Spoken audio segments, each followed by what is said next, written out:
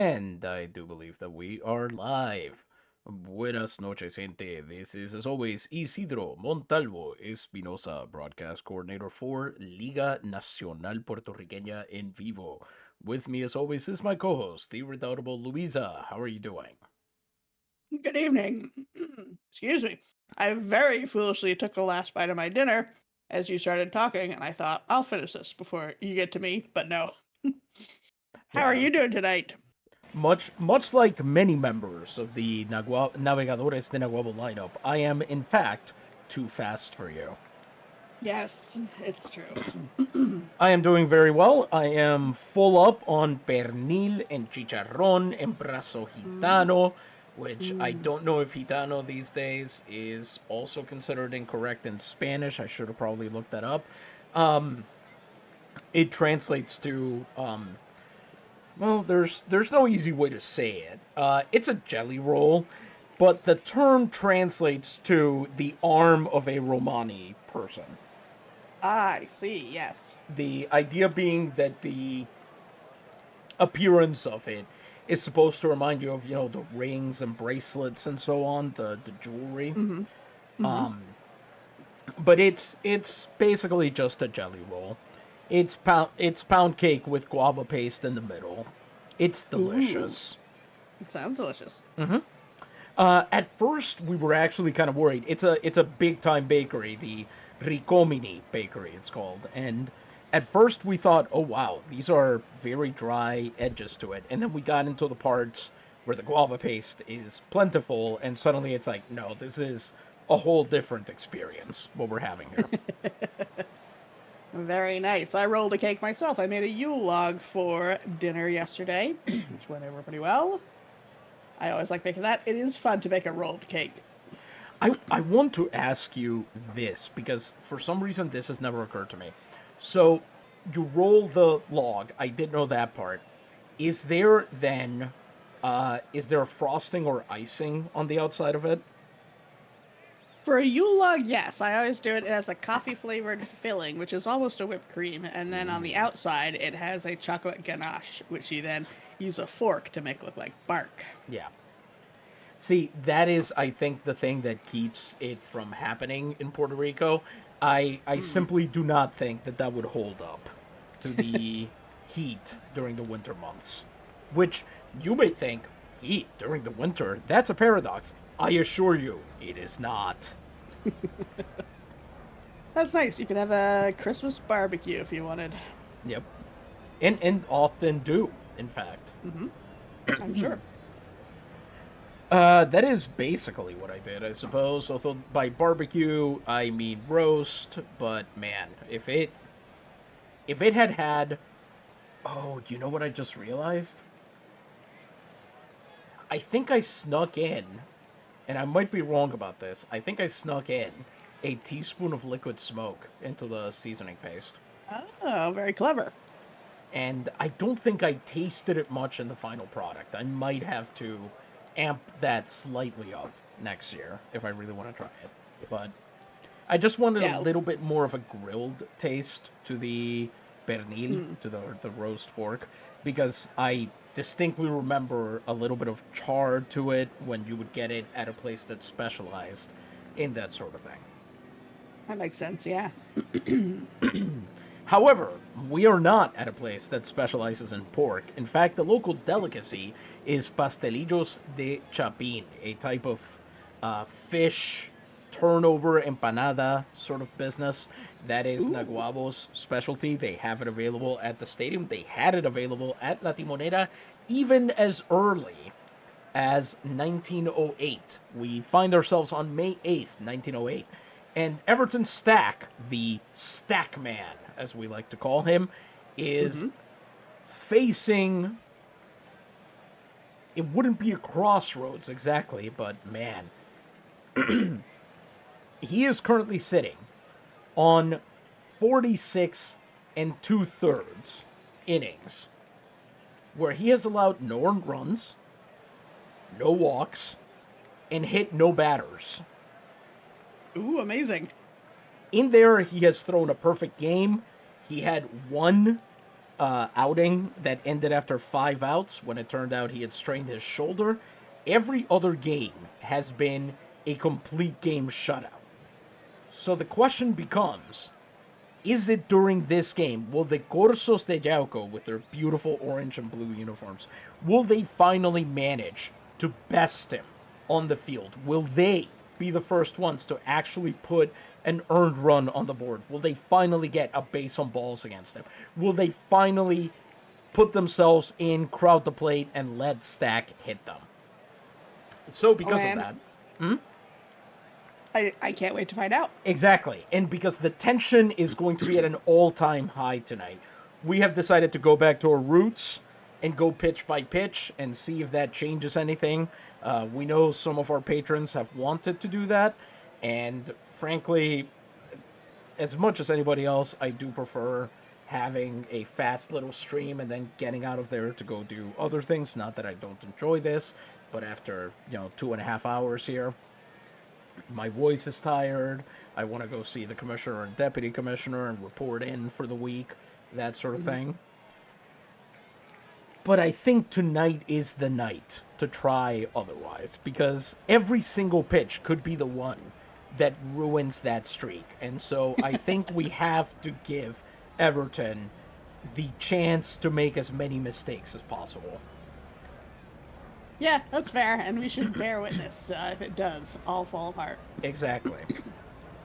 So, before we continue with this, let's see. We've got a nearly sold out crowd, just 17 empty seats all across the stadium. All across the stadium. That's that Bob Dylan or Jimi Hendrix song, right?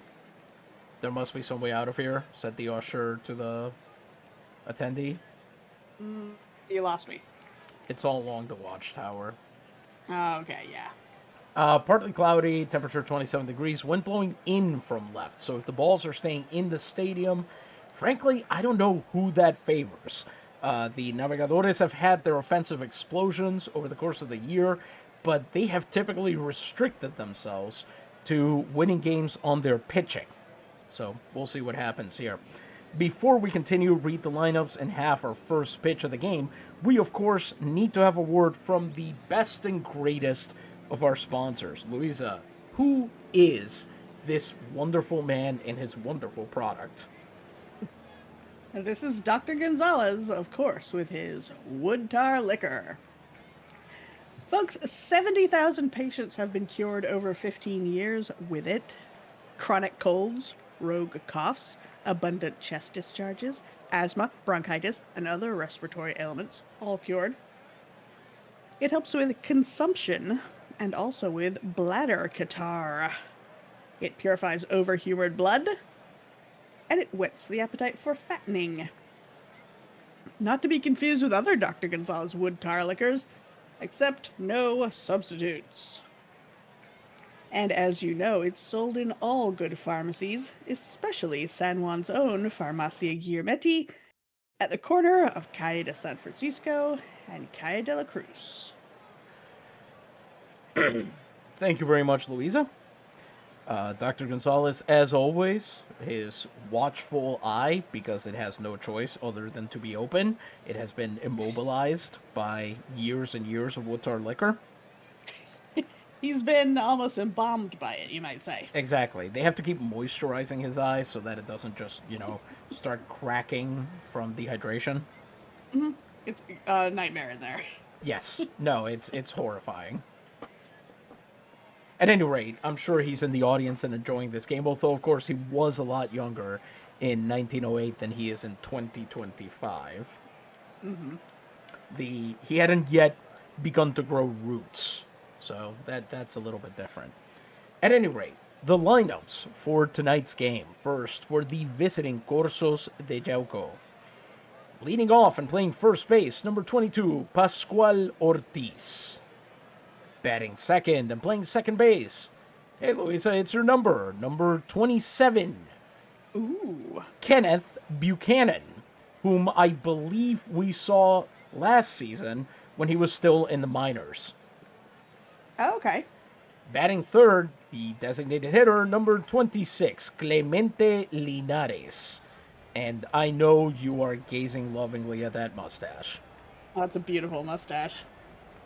Batting fourth and playing center field, number 23, Herminio Argueta. Batting fifth and playing shortstop, number 14, Martin Arellano. Batting sixth and catching, number 53, Kerry Fox. Where would you place that mustache and beard combo there? It's a little bit alarming. Maybe because his hair is so very red. That was a little. It's hard to have an opinion. I don't think it's that much redder than other ones we've seen, but I do think the orange and blue of the uniform makes him look more redhead. That's probably true. Batting seventh and playing right field, number 86, Jake Lund. Batting eighth and playing third base, number 33. That's a good number if you're playing third base, Sebastian Vasquez. And batting ninth and playing left field, the best name in the entire organization, number 31, Waldo Auclair. Poor guy. Back in Canada, he runs a pastry business. That would be perfect. Mm-hmm. Auclair Eclairs, for those of you who are not getting it. And now, the starting lineup tonight for your Navegadores de Naguabo. Leading off and playing center field, number 27, Graham Underwood.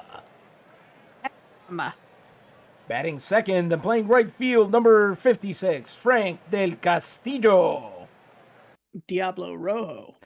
Batting third and catching, number 17, Pablo Salmeron. Rodijon.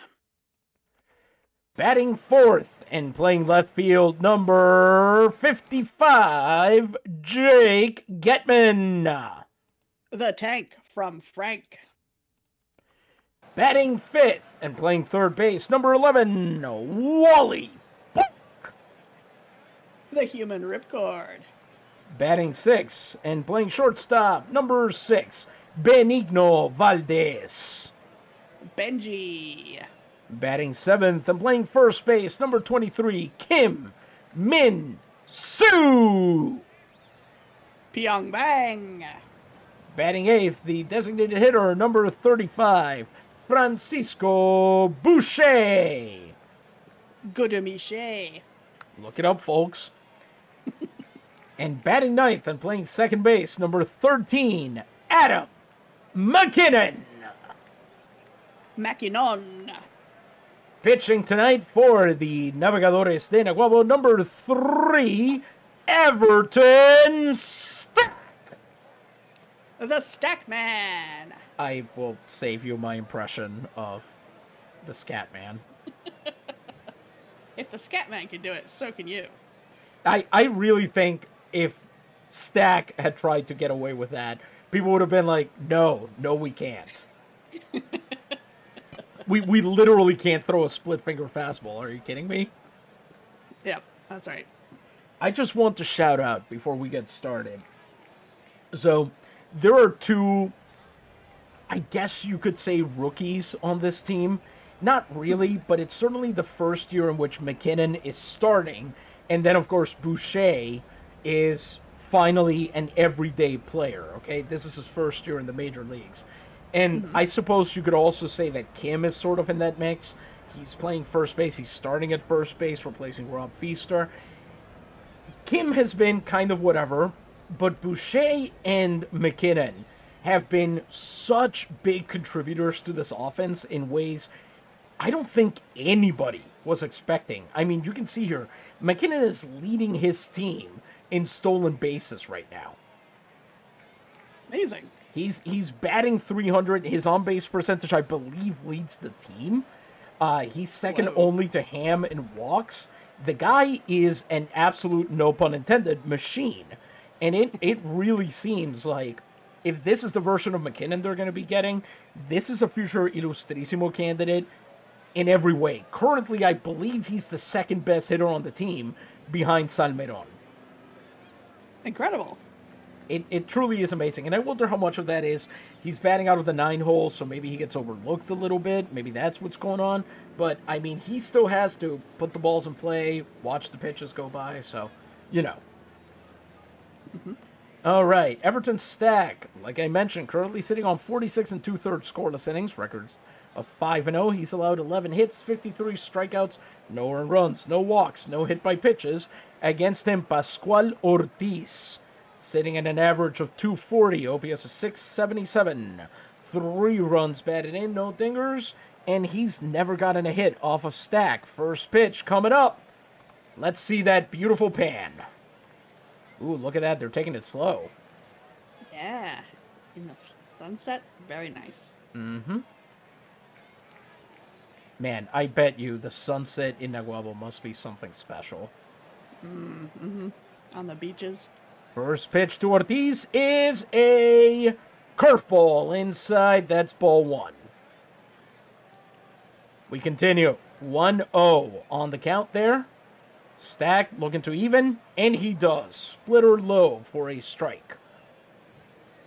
Stack has been outmaneuvering batters all year long as he falls low with a fastball. Ortiz once again ahead, but there's a reason Ortiz is the leadoff hitter here.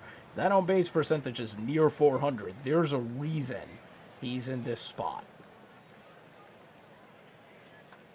Ortiz fouls that one off. A splitter once again. He's getting contact and misses with it.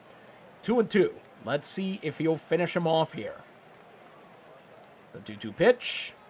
Misses low with the fastball, and just one at bat into the game, Everton Stack is already at full count. And you know what that means?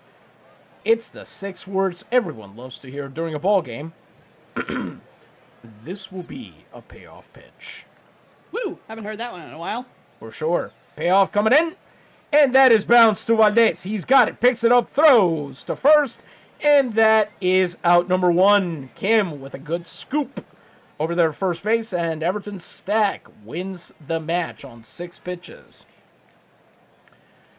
With bases empty and 1 out, here comes Ken Buchanan. 748 OPS, no home runs, 9 runs batted in, and I'm sorry to say it, but a rather unfortunate face. Yeah, I'd have to agree. Well, let's see if he can beat that as he fouls that one off powerfully, but down the left field line into the grass over there. It's 0-1 as he made contact with that fastball. The 1-strike pitch. Buchanan launches it into right field. Del Castillo chasing it down, and he's got it. Out number 2. That's exactly what the doctor ordered. Stack with a big splitter away to get a quick 2-pitch out and put himself back on pace. His reward, facing Clemente Linares. The designated hitter has 1 hit and 4 at-bats against Stack. OPS of 710 and 13 runs batted in.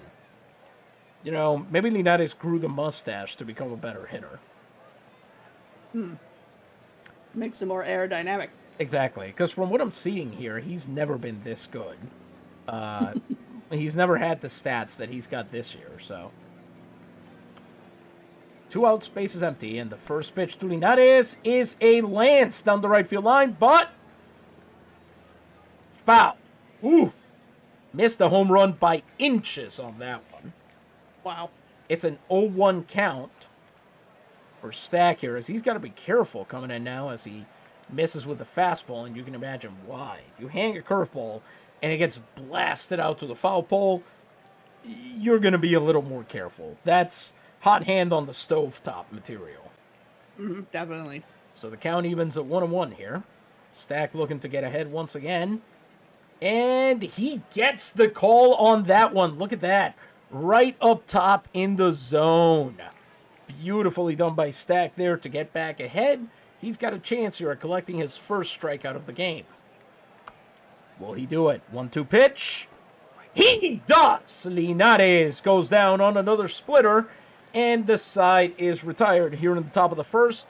Stack at 47 and 2/3 scoreless innings.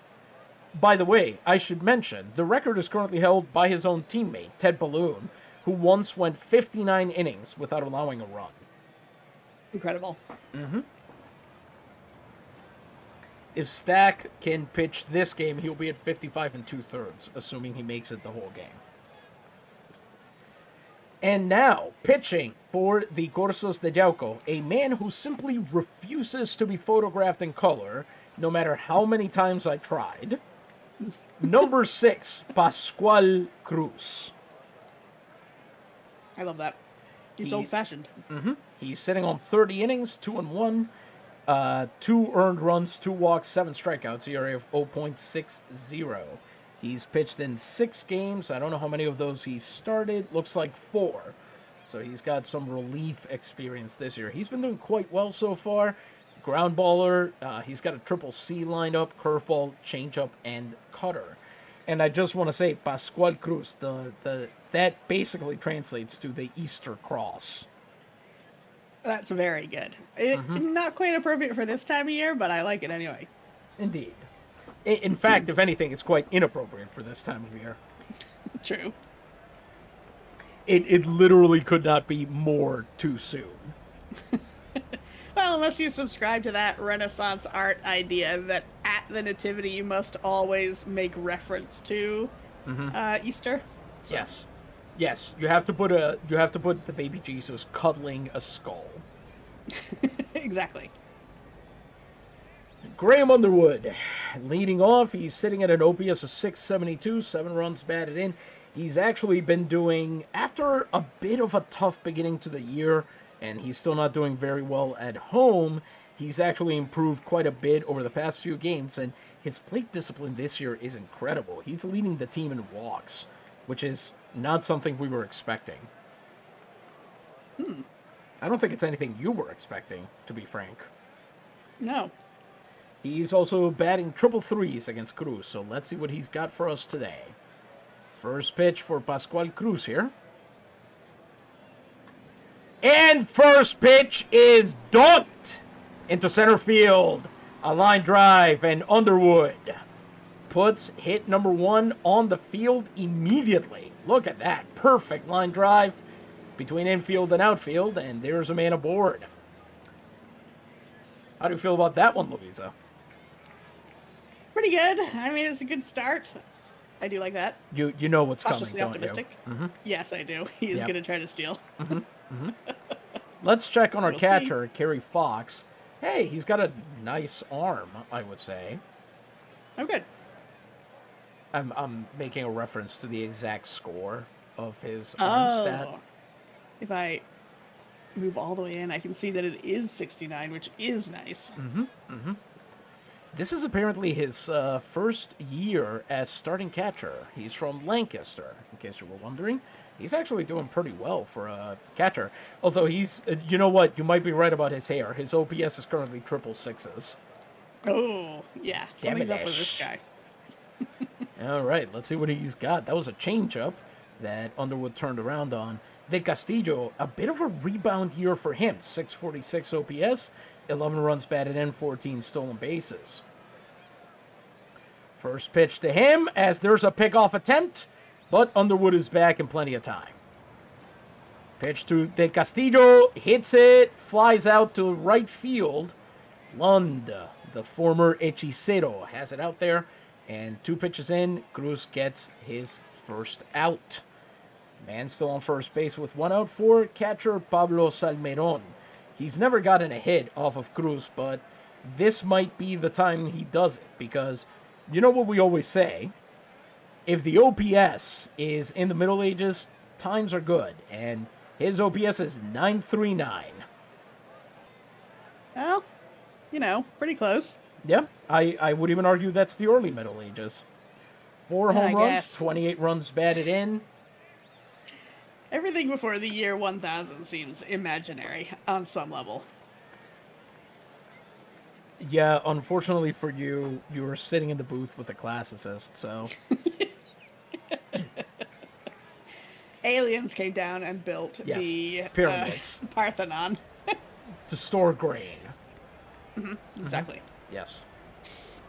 Why do we not listen to Ben Carson when he tried to tell us the truth? Exactly. And where is he now? I don't even know. Neither do I. With 1 out and a man on, here comes Salmeron. He swings right through that cutter. That's been the one knock on Salmeron his entire career. Way too much of a free swinger, even when he can punish the ball. Now the 0-1 count. Salmeron fouls it off. I don't even think the laws of physics allow for that to happen. No, that is not what that swing looked like. Sends it off into the crowd, and Cruz has him in the hole early, 0-2. Let's see how this at-bat's going to end. 0-2 count. Salmeron with nerves of steel lets that changeup fall low. Umpire calls it ball 1. Presumably just impressed by Salmeron's testicular fortitude there. Wow, okay. Oh, Underwood tries. He draws the throw again, but the pickoff doesn't work. Underwood is back on that one, presumably now thumbing his nose at the pitcher.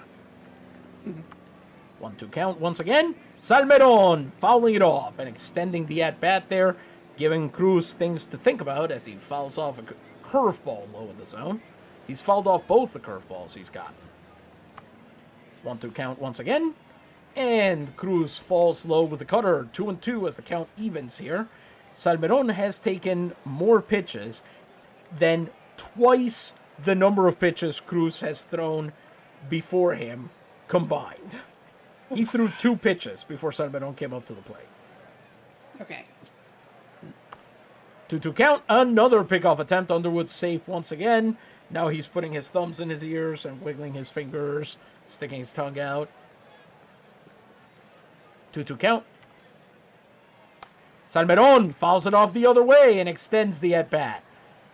6 pitches at the at-bat, fouls off a cutter this time. 2-2 once again. Salmeron fouls it off at the plate. 2-2 once again. 7 pitches into this at-bat. He falls low, and Salmeron, who fell behind 0-2, has worked his way to a full count here. 8 pitches into this at-bat. This will be a payoff pitch. Woo. Another pickoff attempt to first. Underwood safe once again. I assume now he's making animal noises back there. What? Just doing anything he can to distract the pitcher, you know? Oh, okay. I mean, that would distract me. Yeah. Full count pitch. And he draws the walk. Salmeron on a 9-pitch at-bat. Wins the battle and gets his base on balls. With 2 on and 1 out, Cruz now faces Jake Getman. He's actually been doing worse this year. OPS of .572, 2 home runs, 18 runs batted in, but looks like at home he's doing a lot better. Let's see if he's interested in bringing the pain here, now that Cruz has got to feel a little less confident after he just let Rodillon beat him. First pitch to him. Cutter misses low, 1-0. Gets the strike on the cutter. That probably should have been ball 2, but it's an edge call, evening the count. 1-1. Another pickoff attempt to second, and Underwood is back in plenty of time, despite the fact that Arellano there basically teleported back to second base. Yeah, that's very clever of him. The Flash would be very good at baseball, I tell you what. Yeah, we know Sonic the Hedgehog is, canonically. That's a good point, yes. 2-1 count now as that cutter falls low. How many times have we seen Sonic play baseball? Me personally, just the one time. He may have played it in other movies, but I've only seen the one. Okay. Curveball falls low there. 2-2 now, as it's called a strike. There's 2 on, 2 balls, 2 strikes, but only 1 out. Let's see if Getman finally decides to swing the bat during this entire at-bat here. 3 cutters and a curveball. 2-2 count. Getman with a bouncing foul backwards, and it's 2-2 as he hits Kerry Fox there. I want to do that. You might end up throwing yourself off a balcony. Kerry, it's all for you. 2-2 count. Hits that one downfield. What do you think? This is your guy. Do we send him home? Yes. Underwood waved around third. He's running home. He's in. It's an RBI single for Jake Getman, and the Navegadores, with one out in the first, are up 1-0. Underwood getting waved home by Kyle Munson, who I believe is his countryman. And Herminio Argueta's throw nowhere close as those powerful haunches take him home. The tank from Frank does it again, as Nahuelbo takes the early lead here, draws first blood in the first inning, with only the first out, and from its first batter. Very good. Here comes Wally Balk to try and put more hurt on Cruz early, as he's on 17 pitches now. Wally Balk is at a 640 OPS. He's got a home run, 11 runs batted in. Let's see what he does. 2 on and 1 out. Balk watches that cutter in there for a strike. A cutter right down the middle. You got to punish that. He's not going to throw you one that good again. It's an 0-1 count. And he hits that one down the third baseline. It's through. Salmeron running home. Yes. Do we run Getman home too? Oh, I don't know. Now I'm nervous. What do you think? We're doing it. Getman running home. Eau Claire hits the relay. It's a 2-run batted in double. And Nahuelbo triples their fun, triples their pleasure, but most importantly, triples their lead. They are now up 3-0 on back-to-back RBI hits, as Wally Balk sends one down the left field line, and Waldo Eau Claire decides not to chance or airmailing it home and throws it instead to the shortstop. Incredible. I can't believe they sent Salmeron home on that one. Yeah. He was raring to go. I think Eau Claire was just amazed by the audacity. Mm-hmm. Wally Balk punishing that cutter to get 2 more runs home, and Pascual Cruz already in trouble here in the early inning. They've more than doubled his ERA as Benji Valdez comes up to bat. Benji Valdez, 579 OPS, 1 home run, 10 runs batted in. He's having a bit of a down year, which is rough, because at the end of this year, he hits the free agent market, and he would sure like to have some really good numbers to hit that market with. He's also doing better at home. He comes up with a man on second and 1 out, as that changeup misses low and outside, 1-0. That one misses. Oh, they give him the strike on that one. 1-1. So it's a buffet inning now. 1 ball, 1 strike, 1 runner, and 1 out. He fouls it off the tip of the bat there. 1-2, another cutter. And looks like Cruz is in a good spot to get his second out here. Will he do it? Valdez hits down to Arellano, and he will get thrown out at first. After the last few at-bats, bit of a disappointment, but at least it took him 4 pitches to ground out. And here comes Kim Min-soo. 546 OPS, just a 1 homer this year. Bit of a disappointment. He had 21 last year and 10 runs batted in. And if you think Kim Min-soo is stealing a base, I would love to live in the universe you're in. With a man on second and 2 outs, Kim Min-soo. First pitch to him is away with the cutter. 1-0. Quite seasonally appropriate. Away with the cutter is one of my favorite baseball carols. Very good. As the outfield shifts right for the lefty Kim. 1-0 count. Next pitch to him. Kim hits that one right to first base. And Ortiz spends a long time waiting to send it to Cruz. Kim will be out. The side is retired, but not before the Navegadores take a hell of an early lead. 3 runs on 3 hits, stranding just the 1 runner. As we finish the first inning, they were up 3-0. Before we continue with our programming, how confident are you after that first inning? That felt really good. It's making me a little bit nervous because it was so good so fast, but I'm going to continue on in this season of holiday cheer and say they're going to win. They're going to win by a landslide. It's going to be amazing. The Naves have this. I would believe this. This year, they have gotten very good at scoring in bunches. You'll get a lot of 2, 3, 4 run innings, and then occasionally, if the pitcher just makes one really bad mistake, allows a leadoff triple or whatever, it's over. They'll get Yeah. 6 runs or something hung on them in the space of an inning. There'll be a couple dingers in there. 3 runs in the first, I would say, is a very good sign. Heck yeah. And speaking of, I believe, offensive prowess, we're going to do something that we haven't gotten to do in a while. We're going to go back into the history of the Liga Nacional Puertorriqueña and talk about some other things that happened on the May 8th of yesteryear. That's correct. First up, we have May 8th, 1872.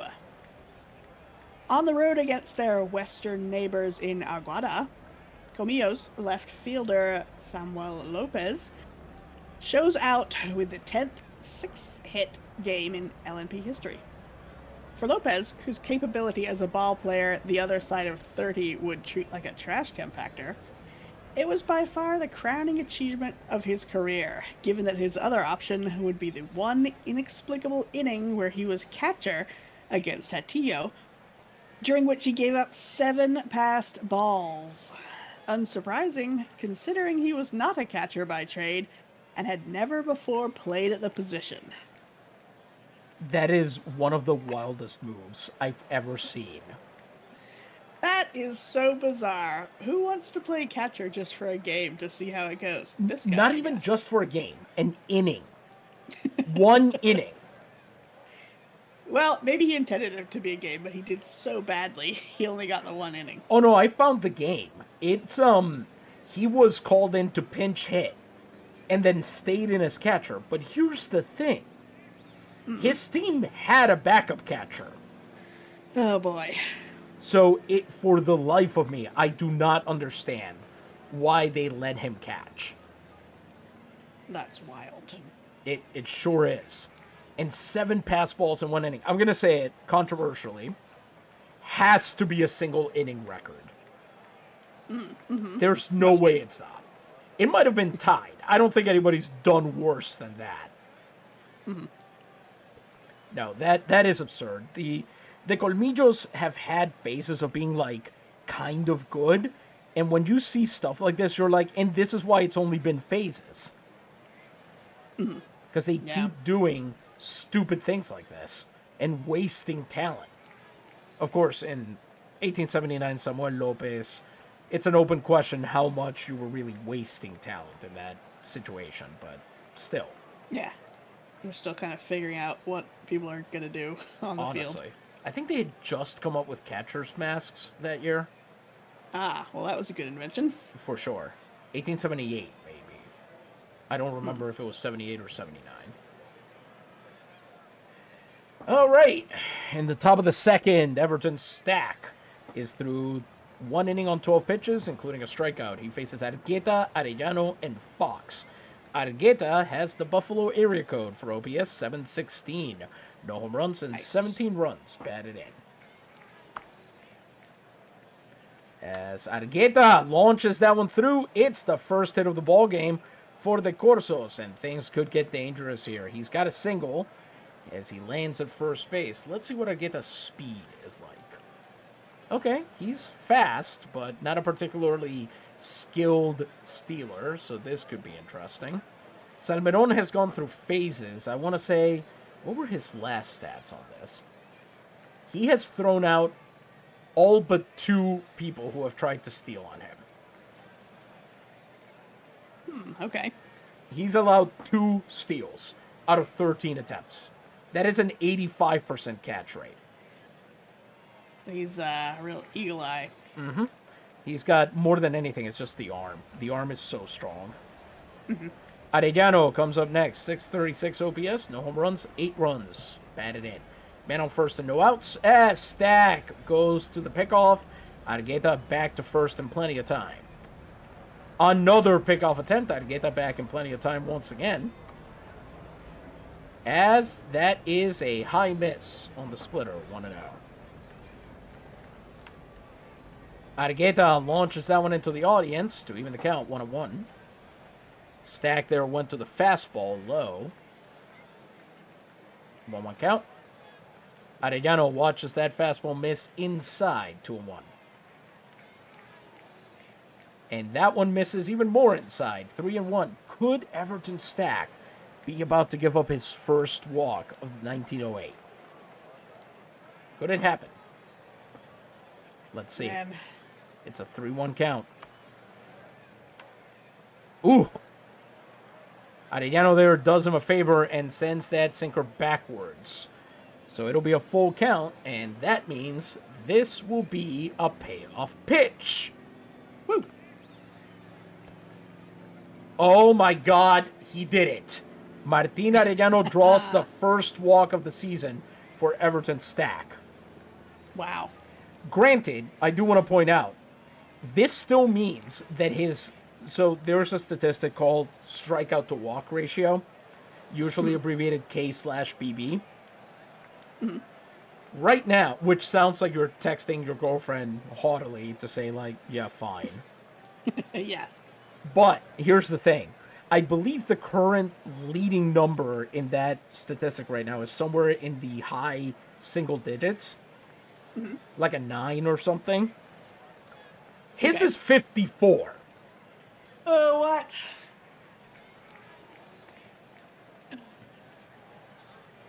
And by the way, he couldn't lead because his number was technically infinity because he hadn't walked anyone. Very funny. Mm-hmm. Here comes Kerry Fox with his 666 OPS. No home runs, 15 runs batted in. Very edgy, obviously. If anyone in 1908 Yauco is listening to Fallout Boy, it's this guy. Mm-hmm. 2 on and no outs. Stack in a lot of danger here. He's going to need help. As Stack misses low with a fastball, 1 and out. Gets the strike on the second fastball, 1-1. Misses away with the fastball, 2-1. And misses again with the fastball, 3-1. Boy, he's really challenging them. Or rather, he's not treating this... Sorry, I should say the opposite. He's not treating them like a challenge. It's a 3-1 count. He might be on the verge of loading the bases. And he does. Unbelievable. In the second inning, the go-ahead run is already at the plate. Now he needs 3 cheap outs in a row as he issues back-to-back walks, this one entirely on fastballs, and he'll face Jake Lund. Lund is at 560 OPS on the year, 2 runs batted in, 3 stolen bases. Bases loaded and no outs. This is an ideal situation for the Corsos here. This could be a tied game in 1 mistake. Stack establishes dominance early, gets a splitter right down the middle. 0-1. Gets another pitch called his way. A fastball just on the edge of the zone, 0-2. You wouldn't blame the umpire for calling that a ball the way this inning has gone, but he does his job accurately. It's 0-2 now. Yeah. If he can get the strikeout, suddenly he's got a little breathing room here. Lund hits that one. They go home for 1 out and 2 first for second. Do they get it? He's safe. They cut down the lead runner on the fielder's choice. As Lund is able to reach first in time, but Salmeron prevents the run. Ugh. So, long breath for Everton Stack with the bases still loaded and 1 out. As here comes Sebastian Vasquez. Vasquez is on an OPS of 412, no home runs, 8 runs batted in. First pitch to him. Vasquez hits that one. They go to second for 1, and Stack has given up a run. Arellano scores, Fox goes over to third, and that is the first earned run of the season for our boy Everton Stack. His ERA is now 0.19. Whoa. On the fielder's choice there. See, this is why you don't walk guys. Yeah. As Valdez didn't have a chance to make the throw for the double play, which is clearly what they wanted there, Arellano able to score. And now, with Yauco cutting into the lead, it's now 3-1 with 2 outs and runners on the corners. Here comes Waldo Auclair. Waldo Auclair, 603 OPS, 2 runs batted in, 1 stolen base. Let's see what he does. He's 2 for 15 against Stack. First pitch to him. Inside with a sinker, 1-0. Catches just enough of the fastball. Catches enough of the zone, 1-1. Auclair fouls that one off down the third baseline. It's 1-2. Let's see if Stack can finish things off here. Auclair in perfect position, but Stack misses with a sinker. And now it's 2 balls, 2 strikes, 2 outs, 2 runners. Deuces wild. Auclair fouls that one off and extends the at-bat. He's wasting pitches out of Stack, who's at 33 now. He's thrown over 20 pitches in this inning. Stack sends a pick off to first. Vasquez back in plenty of time. And he gets him. Second strikeout there. A hit and 2 walks combined to finally crack that 0.00 ERA from Everton Stack. Yauco takes the lead down to 2, and Naguabo must now respond if they want to keep feeling confident about the way this game is going. I hate it when that happens. The other team's always trying something. Well, I meant the fact that the display for the Naves just vanished because I tried to sit down a pitcher, but yes. Oh, yes. Here in the bottom of the second inning, Pascual Cruz, 25 pitches over that first inning. 1 inning pitch, 3 hits, 3 earned runs, 1 walk, no strikeouts. He might finally get his first one of the day, though, because he's about to face Francisco Boucher, Adam McKinnon, and Ham Underwood once again. Boucher, OPS of 586, 1 home run, 16 runs batted in, and 8 stolen bases. He's obviously never faced Pascual Cruz, and watches that curveball in the zone for a strike. Edge call once again, but it goes to Cruz. 0-1 pitch. Boucher swings through the cutter and makes it 0-2. Let's see, will he do any better now that he's in the hole? He's got to buckle down and really take this seriously here. 0-2 count. Boucher lands that one in left field where it's an easy pickup for Auclair. He's got it. It's out number 1. A curveball, a cutter, and a changeup. He'll be kicking himself after that one. Here comes Adam McKinnon. OPS of 785, 8 runs batted in, 16 stolen bases. He's also never faced Cruz, and he is, of course, proud owner of a 4.23 on-base percentage, which is .419.08, absolutely sterling. He comes up with the bases empty and 1 out. I mean, honestly, a 4.23 is pretty good no matter what era you're talking about. But right now, offense is hard to come by, and to score runs, you have to make it on base in the first place. So, It's true. In May, he is currently hitting 7 for 17. That's a .412 average. Comes up with the bases empty, 1 out. And he watches that curveball miss low and away, 1 and out.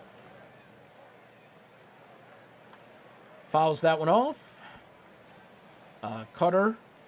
He sends it away. It's 1-1. McKinnon launches that down the right field line, but it'll go foul. It's 1-2. Careful there as he's starting to get a hang for Cruz. He was able to smash that curveball. I wouldn't go back to that pitch if I'm Pascual. Stick with the cutter and the changeup. It's a 1-2 count. He misses high in... Well, he did go to the changeup, but he also almost nicked McKinnon. Oof. So that'll even the count at 2-2. And he gets him. Big swing on the cutter there, successfully getting him to move and pull the trigger, and McKinnon goes down. It's Cruz's first strikeout of the night as the lineup turns over. Underwood, 1 for 1 on the night. He, of course, had that line drive single on the first pitch he saw. Here he comes up with 2 outs, bases empty. He is 5 for 13 now against Cruz, a .385 average. That changeup is called a strike from Cruz to open up the at-bat, 0-1. Cruz misses wide with the cutter, 1-1. Underwood launches it down the left field line. It is turning foul. foul, foul. And Eau Claire lets it go by because he's a gentleman. That's right. So it's a 1-2 count now. Will Underwood stave off defeat here? He does. He fouls it all. 1-2 count still. Whoa, that almost hits Underwood's foot, but it moves at the last second, and it's just a cutter in the dirt. 2-2. Cutter in the dirt. What does that remind me of? Turkey in the straw. Might be rolling in the deep. There we go. I feel like there's something more specific than that, but I don't know what it is. Anyway, 2-2 count, 2 outs, base is empty. Underwood here with a good at-bat so far. And yeah! No! Bounces just over the foul line. Ooh. A few inches and we've got ourselves a double there. Still, it's a 6-pitch at-bat, and it'll take a 7th pitch to resolve it. Underwood hits that one right to third baseman Vasquez. He throws across the hallway, and despite his best efforts, that will retire the side. Naguabo going down in order. Score remains 3-1 as we head into the third inning. A cutter down the middle. Underwood put a decent spin on it, but not enough to get it past the infield. Oh well. I believe we've got more news from the historical archives of the LNP.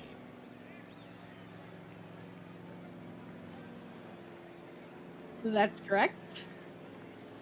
On this day, May 8th, 1887, we've jumped ahead 15 years.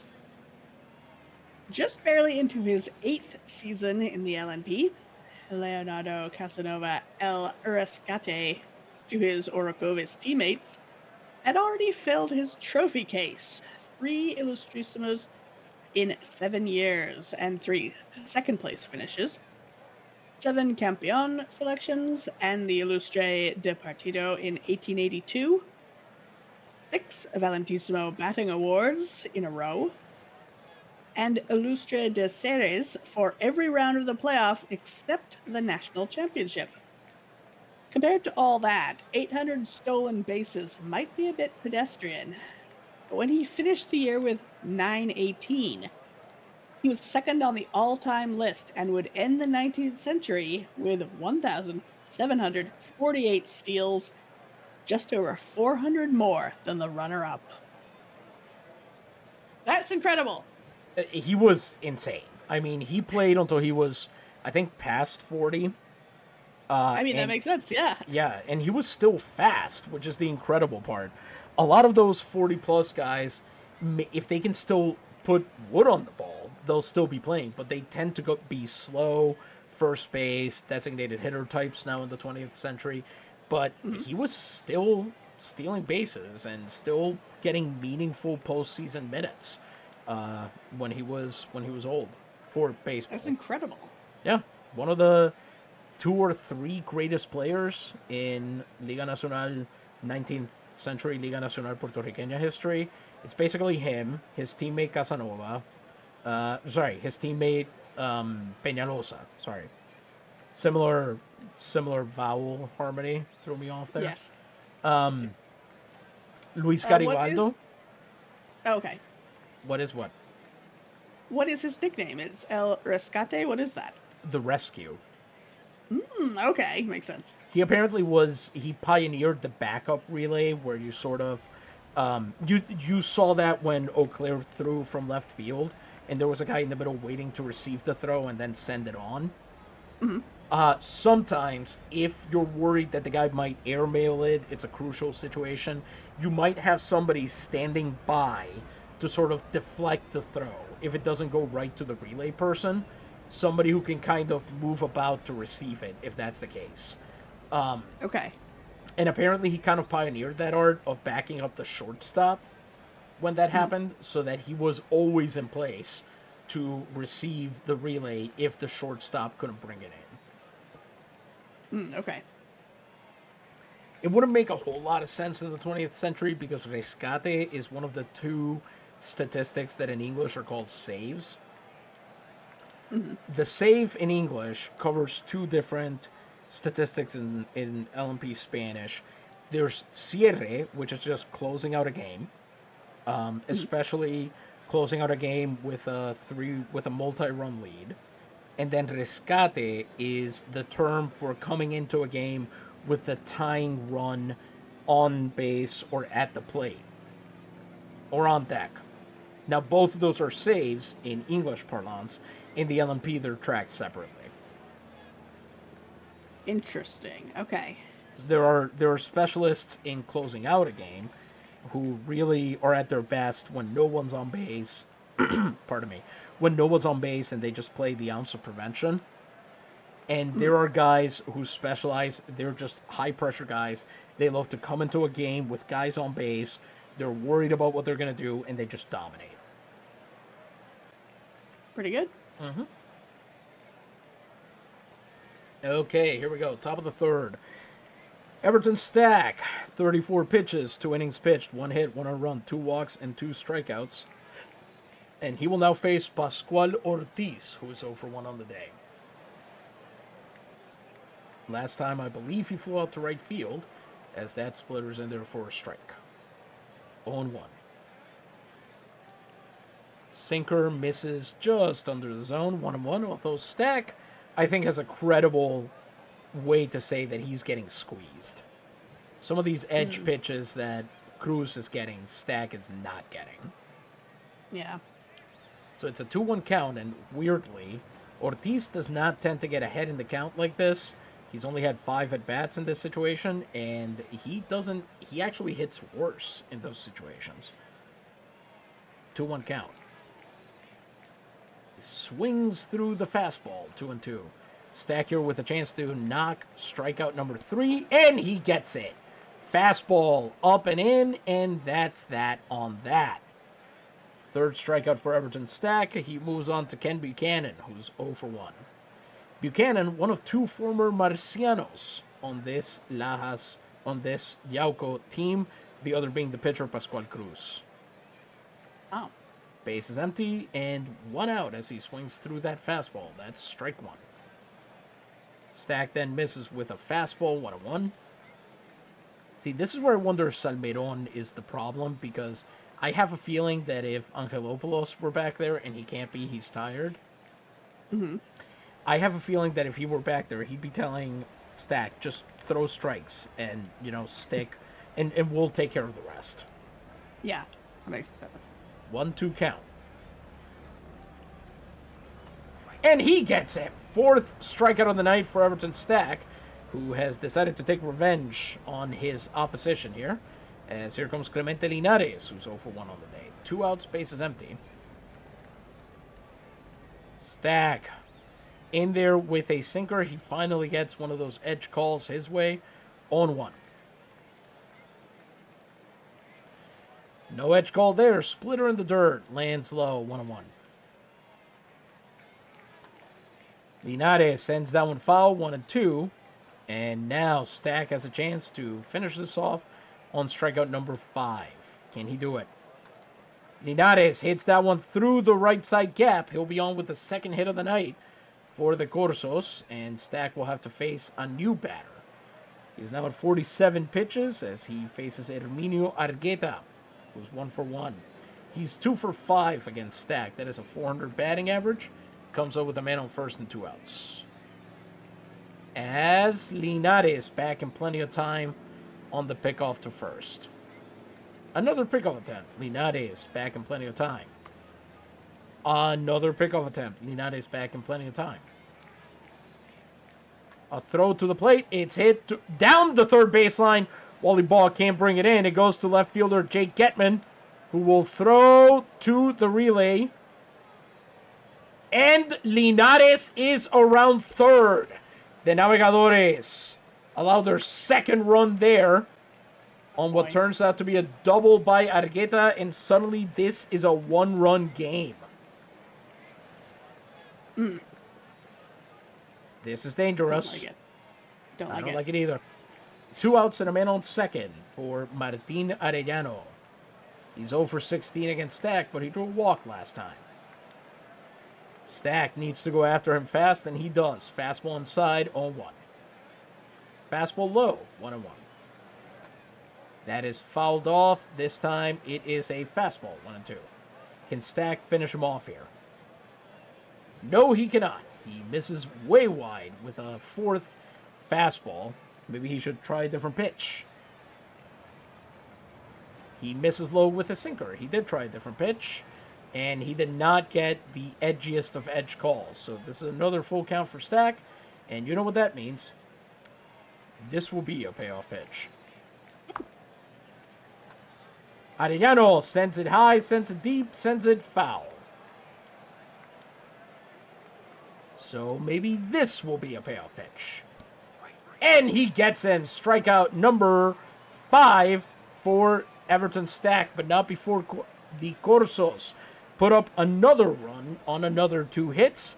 They are now within 1 run, very much striking distance, and Pascual Cruz is so far riding the ship. So it's up to Del Castillo, Salmeron, and Getman to get things going here in the bottom of the third, as Cruz is at 40 pitches over 2 innings, 3 hits, 3 runs, 1 walk, and 1 strikeout. Del Castillo is 1 for 8 against Cruz and 0 for 1 today. As Del Castillo watches that cutter miss low, 1-0. He launches that one down the right field line, but it'll be fouled to even the count, 1-1. As Jake Lund doesn't get to it quite in time. Launches that one into left field. Eau Claire camping underneath it, and he's got it. That's out number 1. 3 pitches this time at least, as he'll now face Pablo Salmeron, who drew a walk last time. He's never gotten a hit off of Cruz either.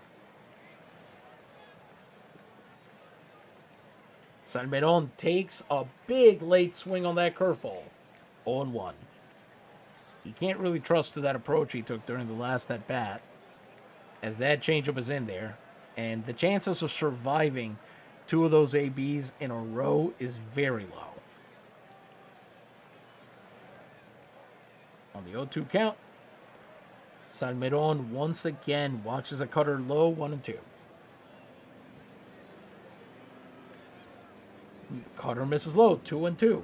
If he draws another walk, I'm going to lose my damn mind. Even count pitch. Salmeron hits that one right to second base. Buchanan has it, throws over to first, and it's out number 2. The bases remain empty for Jake Getman, who's 1 for 1 with a ribby already today. Let's see if he can force a few more pitches out of Cruz, keep things interesting. Yet an RBI single back in the first. Exactly the sort of thing that Naves hired him to do, as that cutter misses inside, 1-0. Fouls that one off. Getman evens the count, 1-1.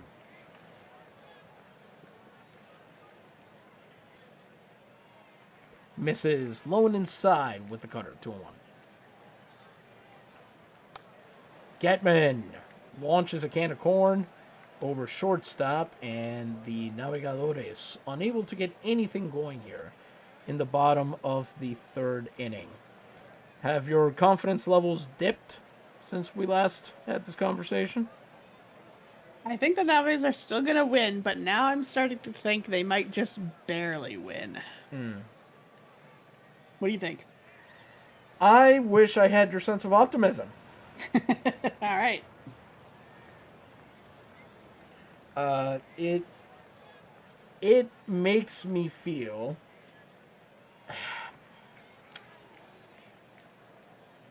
how do I put this?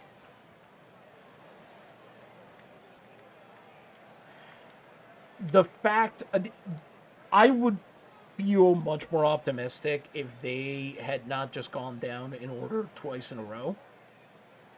Okay, yeah. If I saw a walk or 2, then maybe I think, okay, this might go well. That's fair. Anyway, before we continue with the middle of the game, we'll have another word from another of our wonderful sponsors. Louisa, the booth is yours. Thank you. I want to read this one about fireworks, as we are between Christmas and New Year's. And this one is from April 2nd, 1871. The pyrotechnic Manuel Aguilar, established in the capital at Calle Tetuan, number 6, has the honor of offering his services in the construction and utilization of fireworks, for which he has purchased a great assortment of novel devices of the sort, and therefore has a great... Sorry, that sentence got away from me. Novel devices of the sort, and therefore has a great number of appropriate pieces of the aforementioned celebrations. For example, the shape of the crown of Spain with all its engravings, or another surprise piece that displays the portrait of the king with the inscription that says, "Long live His Majesty Amadeo the First," with other various pieces.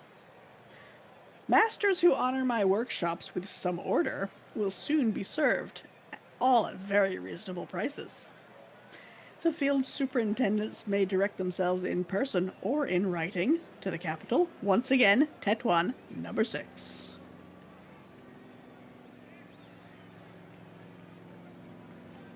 I will have to ask Dro when he gets back how you would say the king's name.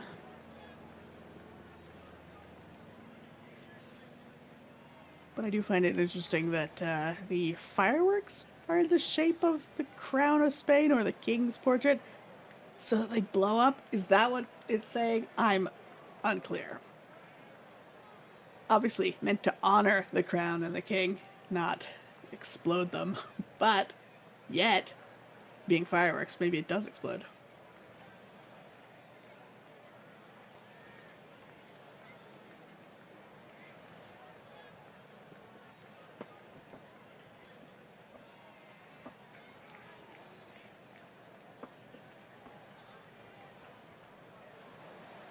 It's Which so hard one? to know how. I did the Commissioners of the Royal Festival because fireworks. That's I was right. thinking about fireworks for New Year's. I wanted to ask you, long live His Majesty Amadeo. How would you say, do you say the first? How would you say this? As opposed to, As opposed to, like, in what way do you style that? like, but It's it's not a different. Roman numeral 1, right? Yes. Yeah. Amadeo the First. Okay.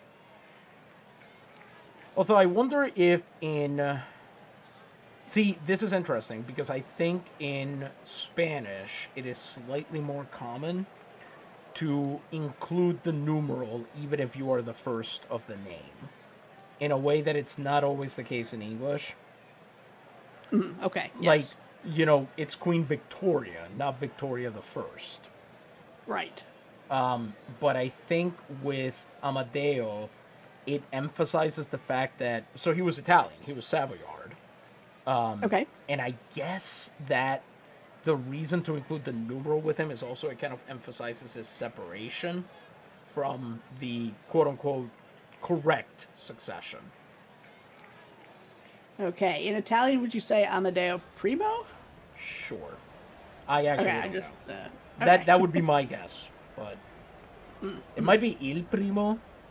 Okay. Sometimes you do see, you do sometimes see people say things like Carlos El Quinto, but usually it's just Carlos Quinto. Okay.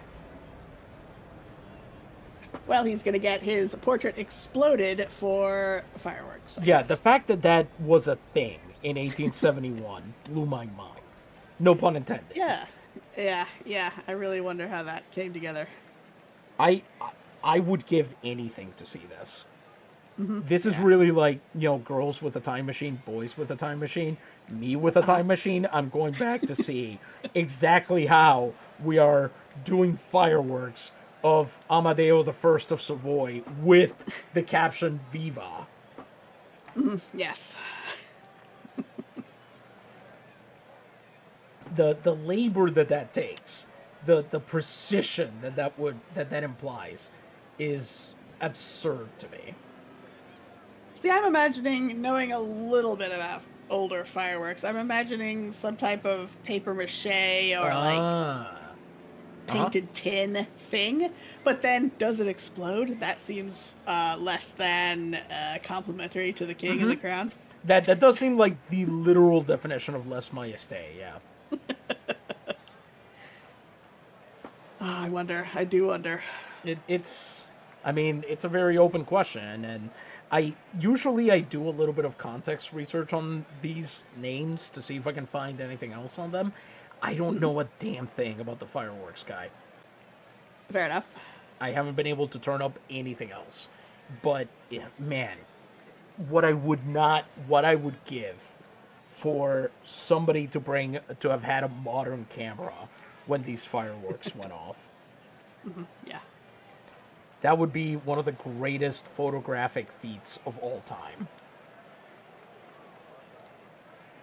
So anyway, it's the top of the fourth inning. Everton Stack is sitting at 55 pitches over 3 innings, 3 hits, 2 runs, 2 walks, 5 strikeouts, and he faces Kerry Fox, Jake Lund, Sebastian Vasquez, and at the rate he's going, he's definitely facing Waldo Auclair. Kerry Fox drew a walk last time. He's 1 for 4 off a Stack. Let's see if Everton takes his revenge here. First pitch to him is low with a curveball, so no, he will not be taking his revenge. He has learned nothing from the previous at-bat. As Fox fouls off that sinker, 1-1. Swings through the fastball, 1-2. Stack here looking for punch-out number 6. Can he make it happen? He cannot. That is launched down the right field line, and it is foul. As Frank de Castillo lets out a breath he did not know he was holding. Which must be hard to do when you're running. Yeah, really. Fox has had 25 at-bats in this situation where he's behind in the count, and he's got a 400 at average in them. So, danger. 1-2 count. Fox watches that fastball miss low, and boy, I am not liking the way this game is going at all. 2-2 count. But he gets him. Strikeout number 6 from Everton Stack on the fastball, and he will now face Jake Lund, who's 0 for 1. He's never gotten a hit off a Stack. He's 0 for 10. 1 out, bases empty. Last time he bounced out right back to the pitcher, and here Stack misses inside with a curveball. Nibbling quite a bit here, Stack. Misses inside again with a curveball, 2-0. I guess he... What are you doing? 3 pitches, all inside. I mean, at some point you got to try something different. That's kind of the definition of pitching. Not in the LNP, it seems. Fair. So it's a hitter's count for Jake Lund, as Stack seems poised to give up his 3rd walk, and he does. The splitter misses away, and a man who had not given up a single walk in the rest of this year has now given up 3 in the same game. He now faces Sebastian Vasquez, who's 0 for 1 with a ribby. He's 2 for 4 against Stack. He's got a man on first and 1 out. As there's a pickoff attempt there, but he'll be safe. Vasquez going for the bunt, but the splitter is in there. It's strike 1. He goes for the bunt again, but misses it, and it's another strike. He's got Vasquez in the hole. Let's see if he'll finish him off here. Got it! Strikeout number 7 for Everton Stack, his 60th of the season, so his KBB is still at 20. And he will now face Waldo Auclair, who's 0 for 1. Auclair is 2 for 16 against Stack. And he watches that curveball miss very low, 1-0. Pickoff attempt again, Jake Lund running back, 1-0 count. Auclair launched into right field, but into the grass. It's foul, 1-1. Auclair bounces that one backwards, 1-2. Stack here looking for punch-out number 8. He won't get it. That goes up the middle, Underwood this time. Running it down and holding him to a single. Lund only able to advance to second as the lineup turns over. And here comes Pascual Ortiz, 0 for 2 on the day. Stack badly needing a cheap out here.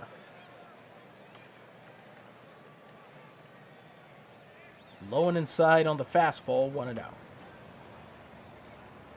He checks his swing on the sinker in time, 2-0. Stack just totally losing the zone today as that is fouled off. 2 on and 2 outs. Jake Getman watches that splitter go foul, 2-1. That curveball misses away. It's 3-1. The gentleman hitters count as Ortiz stubbornly remaining a well-eyed hitter here, pardon me. He got lucky on that one. That was 100% going to be ball 4. Ortiz there cut it off and banged it into the ground. So, guess what? It's another full count. You know what that means? This will be a payoff pitch. Woo! Ortiz hits that one down the foul line. This will be a payoff pitch. Here we go. This time for Another real. walk. Okay. 4 walks in this game. Disgusting.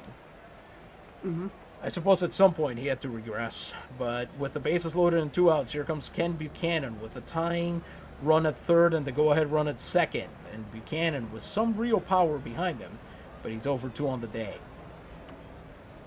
First pitch to him. Fastball inside. Launches that one into the air. It's fouled into the audience, I believe.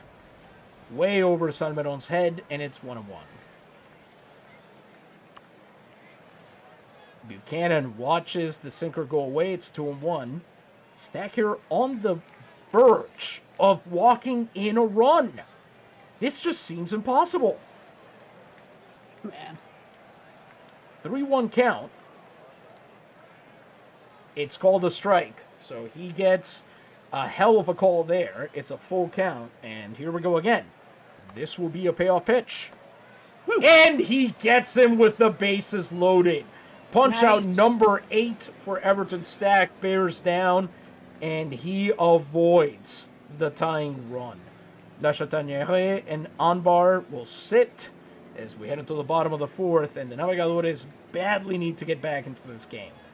Wally Balk might be the perfect man to start them off here as he's 1 for 1 on the day with 2 ribbies.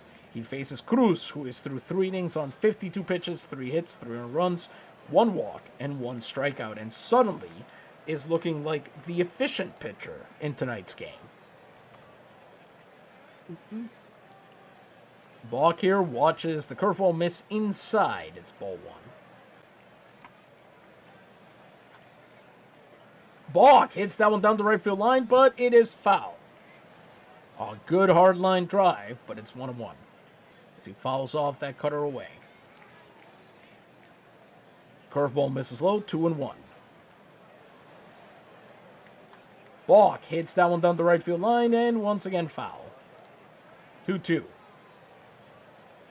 That was a cutter he put away. Evening the count here. Let's see if Cruz will finish him off. He does not. Balk stays away from that cutter low, and it's another, you guessed it, full count. So this will be another payoff pitch. He draws the walk. It's a Balk walk. Nice. With a man on and no outs, here comes Benji Valdez. He's over 1 on the day. Benji watches a curveball that bends away from him at the last second. He doesn't swing, and it's called strike 1. He swings this time through a low cutter, unable to make contact, and it's 0-2. Benji landing very quickly in the hole here, as he then watches that curveball miss low, 1-2. He hits that one, bounces it down the third baseline. It's fouled off, 1-2. He hits that one hard. He hits that one deep and over the wall. Here we go. Benji Valdez with his 2nd home run of the year. Un salpa afuera. Just over the wall, just 101 meters, and Naguabo is up 5-2, just like that. A curveball. Low in the zone once again. Benji golfs it into the right field corner.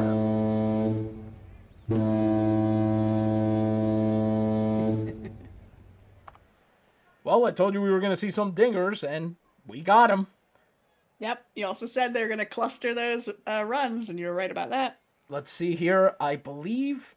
No, in 1905, he hit 3 in a season. So he still has one more to go for the record. Or to match his career record, I should say.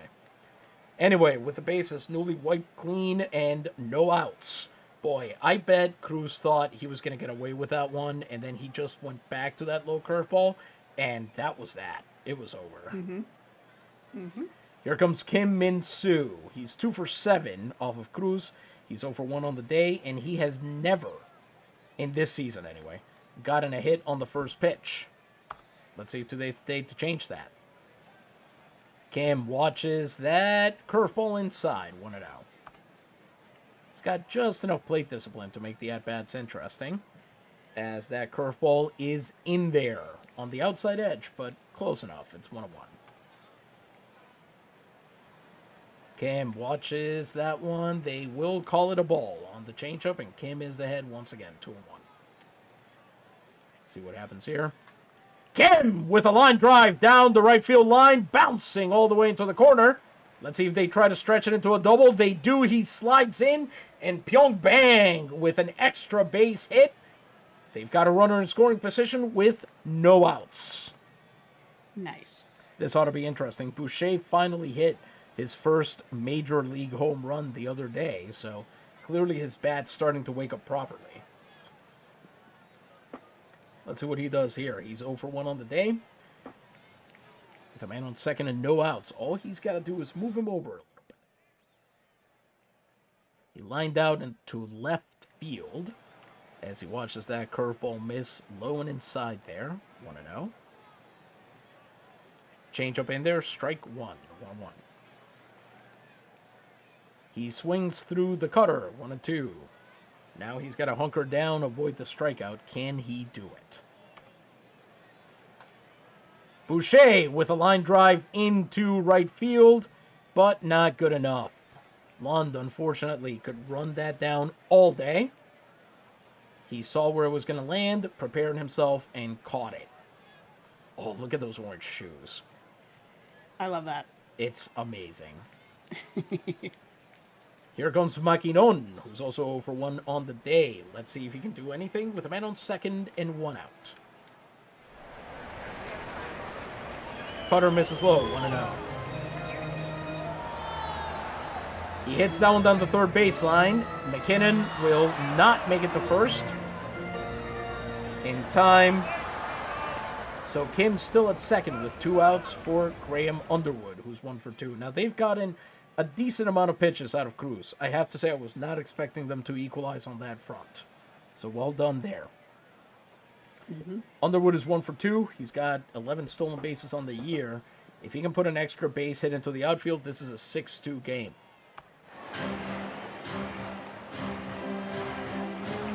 He holds up on the high changeup, 1-0. And holds up on the curveball inside, 2-0. Cruz manages to get a strike on the low cutter, 2-1. He likes those low cutters, that's for sure. Misses again with the curveball low, 3-1. Underwood here on the verge of a walk. Gentleman hitters count to extend the inning. Can he do it? And he does. Underwood draws what I believe is his 18th walk of the season. That is correct. On-base percentage of .350. The other day I actually checked this. There is a chart that we have access to that's the biggest difference between batting average and on-base percentage. So basically, do you tend to get on base via hit or via walk? And Ham was actually listed there. His current season was. Because his on-base percentage is 115 points higher than his batting average. And once he's on that base, you can't keep him on it. He's going to be on to the next one. Yeah, well, hopefully. Because, I mean, when he's got Kim ahead of him, kind of tough. Yeah. Okay, with 2 outs, and we're going to be going to the 5th inning. We're going to stick with La Chataigneraie, but since he's actually already ready to go, we're going to go to Farage to Barrage as well. Nice. Since he can do multiple innings. Here comes Frank de Castillo. He's 1 for 9 against Cruz. He's 0 for 2 on the day. hitting just 3 hits and 15 at-bats off of the first pitch. Let's see what he does. 2 on and 2 outs. De Castillo fouls it off. Looked pretty good coming off the bat, but almost immediately curved into the danger zone there. 0-1 count. Changeup misses low. 1-1. Hits that one right to Buchanan at second. He throws to first, and that will end the bottom of the 4th, but not before Naguabo gets 2 runs on 2 hits. One of which, of course, was that Benji Valdez home run. That's exactly what you want to see from your team captain. He steps up when things are getting tough. And as we head into the 5th, the Navegadores are up 5-2. Everton Stack will have to sort of try and hold this lead as long as he possibly can. But before he gets to do that, more words from the past of the Liga Nacional Puertorriqueña. All right, up next we have from 1890. One of the keys of the late 1800s Salinas offense was right fielder Ambrosio Camarena, whose speed and eye were feared by every pitcher in Betances. On this day, playing against Maricao, Camarena swipes his 600th career base, well on his way to winning his first national championship and ending the 19th century with a bronze medal, 1,342 steals. Incredible. I love someone who's good at stealing bases. That's right. Ambrosio Camarena, I believe, retired after 1901. He made it into the 20th century, and then after 1 year of that was like, I'm out. I'm done. Yeah. Which is fair. He was already getting on in years as the 19th century ended, but they needed stars, is the thing. They needed people in the beginnings of the 20th century that would get you back to the diamond, that would make you want to go to ball games. Hey, I know that guy. I know Ambrosio Camarena. I know, I'm trying to think, Neron Jimenez. I know Hernando Cabrera. These are names that I am familiar with. So I am willing to go back to baseball after 4 years of war because these are names that I know. And it worked. It must be said. Yeah, that makes sense. Here in the top of the 5th, Everton Stack at 85 pitches through 4 innings, 4 hits, 2 runs, 4 walks, and 8 strikeouts. He will face Linares, Argueta, and Arellano. Linares is 1 for 2 on the day. Lashatan and Faraj will begin this inning in the pen. Linares here. Watches that sinker at the knees. Strike 1, Stack starting somebody off with a strike. That's a new experience here. Fastball misses low, 1-1. That is hit hard into center field. Ham Underwood will hold him to a single there, it looks like, as he runs over. And here comes Argueta, who's 2 for 2 on the day, plus a ribby. Argueta. Oh, here we go. Salmeron nails Linares. His 12th shutdown of the season. Nice. As Clemente Linares not even close. Pablito behind the plate this year has become an absolute cannon. I don't know what the step forward he took is. He was not this good last year. Angelopoulos had him beat in this department. That's great. Here comes Herminio Argueta, still at the plate, now with strike 1 and the base is empty. As that curveball misses low, 1-1. That is hit to Valdez. He turns, throws to first, and Argueta, for the first time tonight, is out. As here comes Martin Arellano. He's 0 for 1 plus a walk. Stack over 90 pitches now with the bases empty and 2 outs. Fastball is in there, called strike 1. Sinker is in there, strike 2. Arellano, even though that one's more in the zone, that's the pitch he chooses to get mad at. So let's see if Stack can finish him off. He misses low with the fastball, 1-2. And he gets him. Strikeout number 9 for Everton Stack. Yauco gets a hit, and that's it. As we head into the bottom of the 5th, Naguabo with a chance to respond as their heartsmen. Salmeron, Getman, Bach, and Valdez get ready to face off against Pascual Cruz, who is through 4 innings, 5 hits, 5 earned runs, 3 walks, and 1 strikeout. How many runs do you think they're going to get out of this inning? I'm going to say 2. It's going to be 2 again. Okay. Salmeron 0 for 1 on the night, plus a walk. Still hasn't gotten a hit off of Cruz. As that changeup is in there, 0-1. Salmeron there testing him out, seeing if he's afraid. And, he does not check his swing on that cutter. That is 0-2. Salmeron once again in the hole. What's he going to do to get out of it? That is not what the doctor ordered. He flies out to left field easily. Eau Claire having no problem there. So it turns out that Cruz was perfectly right to not be afraid. Here comes Jake Getman, who's 1 for 2 with a ribby. I suppose it is an appropriate time of year to be not afraid. Yeah, there we go. Biblically out. accurate baseball players. Ball 1 is outside, 1-0.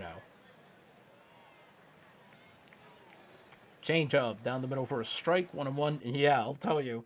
Sometimes when I'll tell you when you see biblically accurate baseball players when the code doesn't load right. Yeah, that's fair. 1-1 count. Cutter misses low, 2-1. Man, he didn't go on that changeup. And maybe this is why. Cruz misses again with the cutter wide. So it's a gentleman hitter's count. 1 out, bases empty. Cruz has to come in here. But he doesn't. He misses again with the cutter, and Getman walks. That is Cruz's 4th walk of the night.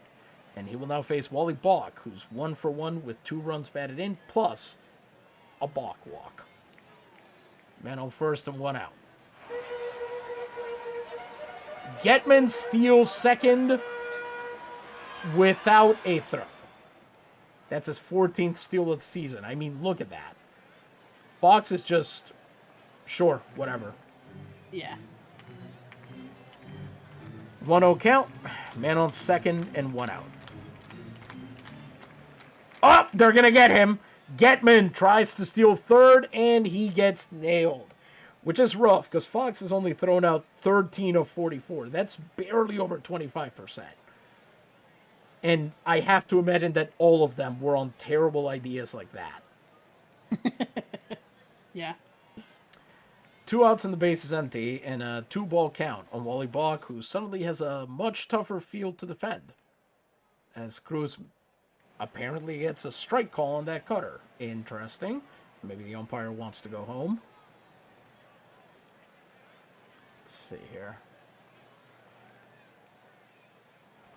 2-1 count. He fouls that one off. It's 2-2 as Wally Bach, 4 pitches into this at bat. Cruz at 93 pitches. And he gets him. Second strikeout for Pascual Cruz, the Navegadores, as we are through 5 innings. Remain ahead 5-2. So it turns out they got no runs in that inning. How unfortunate. Before we go on to the 6th inning, I believe it's time for another look into the historical vault of the Naves. That's right. So, we're going to continue May 8th, 1890, same year as we just heard about with Camarena. But now we are going to talk about Ismael Mata. He ended the 19th century 6th in innings pitched. Exactly 6,960 of them. Nice. And, thank you. And tied for 11th in wins, 428. Which is a tribute to either his longevity or Bayamon's willingness to stick with the devil they knew. He rarely rewarded that confidence, but his 20 seasons on the mound meant a lot of purely numerical accomplishments, such as his 250th win on this day. That's great. I also like a guy who sticks around long enough that you can be like, this is his 250th win, just because he's been playing for 20 years. Honestly, the 428 wins is purely a tribute to the fact that Bayamon did not feel like spending any money. That's the only Yeah. reason he was there. Being a He pitcher Mhm. for 20 years sounds like it would kill you. I suppose just at the time they weren't pitching like they pitch now. Yeah, exactly. But man, he was fine for about 5 years in there. So Hmm. you can tell why Bayamon felt that they had something there, that they could unlock some extra gear that he would upgrade into somehow. Yeah. There's really seemed to be something that could happen there, but unfortunately, it just never seemed to come together for longer than a season at a time. He had, I wouldn't say a dominant stretch, but a stretch where at least he was good enough that you can see why he was on a major league rotation. And sometimes he could be pretty good in sort of short series postseason pitching, but consistency was not his game. He was very up or down, and that's why he had thousands of strikeouts. He had 400 plus wins. He pitched in all these games, and all of that is incredible. But really, it's just because he could be there forever. He pitched in a way that allowed him to do that. He pitched in a way where he could get a no hitter, and he could, have one campeón selection, and he could be in a few postseason games. But none of that was ever. He wasn't an excellent pitcher. Yeah. But he was a guy who showed up every day, and that's important too. Exactly. Exactly. As we enter the sixth inning, Everton Stack, 9 strikeouts and 4 walks, 2 runs, 5 hits. Over 5 innings pitched, he's at 95 pitches. La Chataniere and Farage stand in the pen, ready to do violence if needed, as Kerry Fox, Jake Lund, and Sebastian Vasquez come out to the plate. Kerry Fox is 0 for 1 plus a walk. On the day, he's 1 for 5 against Stack as he fouls off that fastball 0-1. He fouls that one off down the third baseline, 0-2. And he got him. 10th strikeout for Stack here in the sixth. Hitting double digits once again, as he'll now face Jake Lund, who's 0 for 1 with, I believe it's another walk. He's 0 for 10 against Stack now. 1 out, bases empty. Away with a curveball, 1-0. Lund fouls that one off, 1-1. He sends that one down into the grass by the right field. It's 1-2, and Stack here once again has a shot at ending this at bat, getting punch out number 11, but he misses outside with the fastball, and it's 2-2. Let's see if he can still finish Lund here. He finishes instead by throwing a fastball way outside, so this is yet another full count, and you know what that means. This will be a payoff pitch. 3-2. Got him! Full count strikeout, number 11 for Stack as he crosses the 100 pitch barrier, and he will now face Sebastian Vasquez with the bases empty and 2 outs. Vasquez is 0 for 2 with a ribby on the day. Stack now going for strikeout number 12, as Vasquez struck out last time as well. Fastball misses low, 1-0. He hits that one foul, 1-1. Sends it down the first baseline, a splitter that time. Stack got lucky that wasn't punished. Vasquez hits that one hard, but right to Graham Underwood in center field. And that ends the inning for Yauco. The Navegadores still in front 5-2. Stack on 11 strikeouts. And now Pascual Cruz, who is at 94 pitches over 5 innings. 5 hits, 5 runs, 4 walks as well, but only 2 strikeouts. Faces Valdez, Kim, and Boucher. And we're going to start warming up Anbar and Hancock as we can get down to short relief now. Benji Valdez, 1 for 2 with that home run. He's got the Rush album batting line, 21-12. Okay. Don't know that one. It's 21-12 is a Rush album title. I believe you. Low with the cutter. 1-0.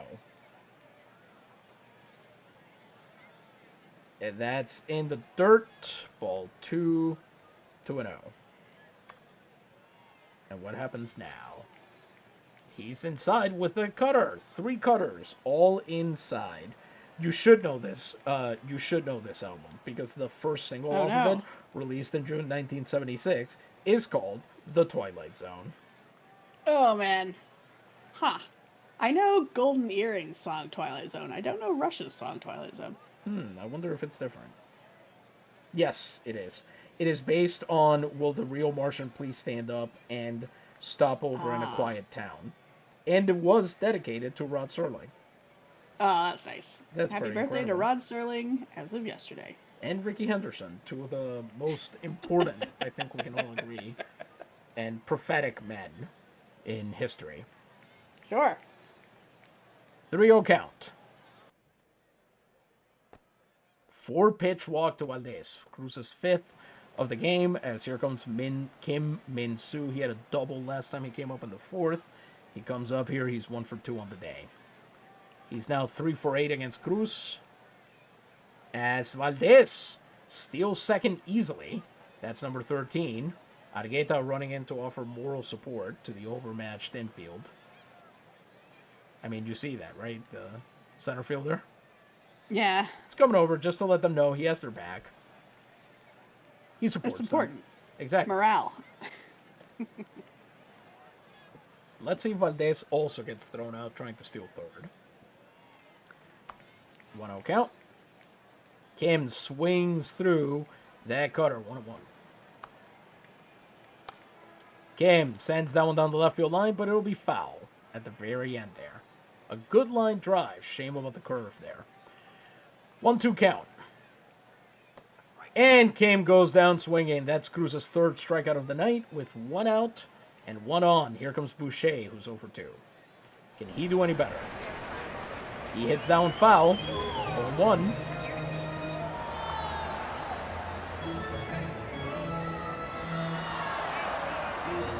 High pitch gets the call. 0-2. Boucher in the hole here. Hits that one high and deep, but it's right to Auclair, who's got all the time in the world to get underneath it. That's out number 2, and here comes McKinnon, who is 0 for 2 on the day as well. The rookies have not been very good in this game. Let's see if they can start showing up here. Man on second with 2 outs. Can McKinnon make a change? Cutter misses low, 1-0. McKinnon! Fouled off. 1-1. Fouls off that one, it's 1-2. Fouls off that one, it's 1-2. He misses outside with a curveball. 2-2. And that goes right to Vasquez at third. We are through 6 as McKinnon unable to outrun the throw to first. A walk, and a man is stranded. Valdez left at second base after his successful steal. The score remains 5-2, but boy, if this keeps going, it won't be 5-2 for long. Before we continue, however, we have one more sponsor, hopefully, one more sponsor for this game to announce. Louisa, the booth is all yours. Thank you. This time we have from April 9th, 1871, an important notice to the public. The underwritten, producer of gas for the capital, reports to all his regular customers who use this method of lighting that his contract with the Most Excellent Municipal Assembly will expire on the morning of the 13th of April. And therefore, there's a need to hand over the establishment to the aforementioned corporation. From that day onward, all contracts currently in force with his person will cease. And persons who wish to continue using this method of lighting will have to establish new contracts with the new producer. J.E. Steinacker, Puerto Rico, the 3rd of April, 1871. It's funny that it just so happens to be gas lighting that is being told to you in the newspaper that if you have a contract for this, that suddenly it's going to be gone in a week. That's pretty rough, huh? You have to go down to the new person, I guess is Steinecker, and say, I had a contract and I would like a new contract. I wonder how that goes. Some things are better about the world today, you know? You don't suddenly lose your electricity or your water access because the company's changed and you didn't happen to see the paper that day. Sounds pretty rough.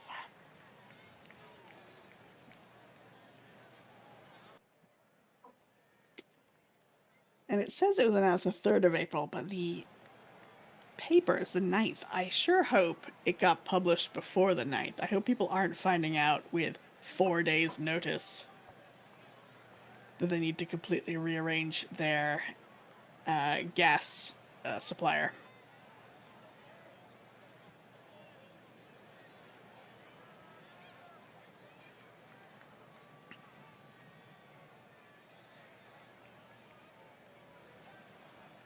I suppose maybe this is just the way they did it, but it seems to have a sinister undercurrent, don't you think? The way he's saying he was the proprietor of this. Ooh, which one is this But- one? This is the important notice to the public that if you get gas for lighting from Oh, yes. Yes. J.E. Steinecker, that it will be over in a week, so you better go and get a new contract from a new company, I guess. Yeah. Or whoever. So this is what's interesting. My understanding of this is that he had the contract to provide gas within San Juan. Okay. And so Parliament, the municipal assembly, had not renewed his contract. So now he's got to be like, well, so if you want to keep getting gas, I mean, you're going to have to find whoever is doing that now and whoever gets that contract Yeah. and see what's up. I was saying it's ironic that it's talking about gas lighting, and you're going to end up going down to the municipal town hall or whatever and say, I don't have my gas lighting anymore. And they say, well, that contract you had doesn't even exist. Yeah. So, And also, you're being way too emotional about this. It's not true that Yeah, we exactly. change contracts on you. Yeah. Yeah, Steinecker, we don't even know who that is. exactly. In this version of the story, Steinbacher, is it Steinbacher or Steinacher? Is there a B? There's no B. No, Steinacher. Okay. I'm assuming Steinecker. I don't know. In this version, Steinacher is played by Vincent Price. That's someone you want to be selling you gas lighting, you know? Yeah, that people don't know this, but San Juan in the late 19th century was basically just what if Night Vale was in Spanish. Then you just get your gas from the gas cloud, surely. Yeah, very true. Yes. The gas cloud that's over the dog park. Everton I know there's a... Mhm. Sorry. I know there's a big, important telescope in Puerto Rico, and tell me that's not something that seems like it would be in Night Vale. See, now you're just making me sad because that Oh, that no. telescope is in such disrepair now. Oh, that's a shame. Yeah, it's been better. There are better telescopes available now. So the Arecibo Observatory kind of fell into disrepair, but then on top of that, nobody wants to claim ownership for it. Nobody wants to no. pay the money that it would take to maintain it. And then when Hurricane Oh, man. Maria devastated it, I mean, that was basically the end of anyone trying. But I think there is a communitarian organization trying to get it back on its feet, so to speak, on its Oh, that's wheels. good. I don't know. But it's hard because I think it's technically NASA property still. Oh, yeah. So there's a whole like legalities and permits issue and all that. But yeah, very unfortunate. I mean, where else can you have a movie like Contact pretend that Arecibo, the biggest single municipality in Puerto Rico by area, is some podunk-ass town where no one has ever heard of a grocery store. Yeah, of course. So baseball. Yeah, everyone loves baseball. That's right. Everton Stack threw 6 innings on 5 hits, 2 runs, 4 walks, 11 strikeouts, 107 pitches. We're not going to let him go much longer.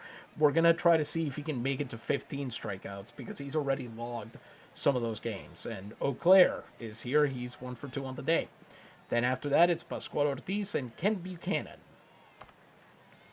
Eau Claire here looks at a fastball that catches the outside edge. It's strike 1.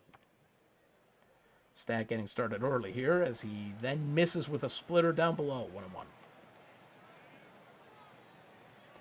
Misses again. Sinker, low, and outside. 2-1.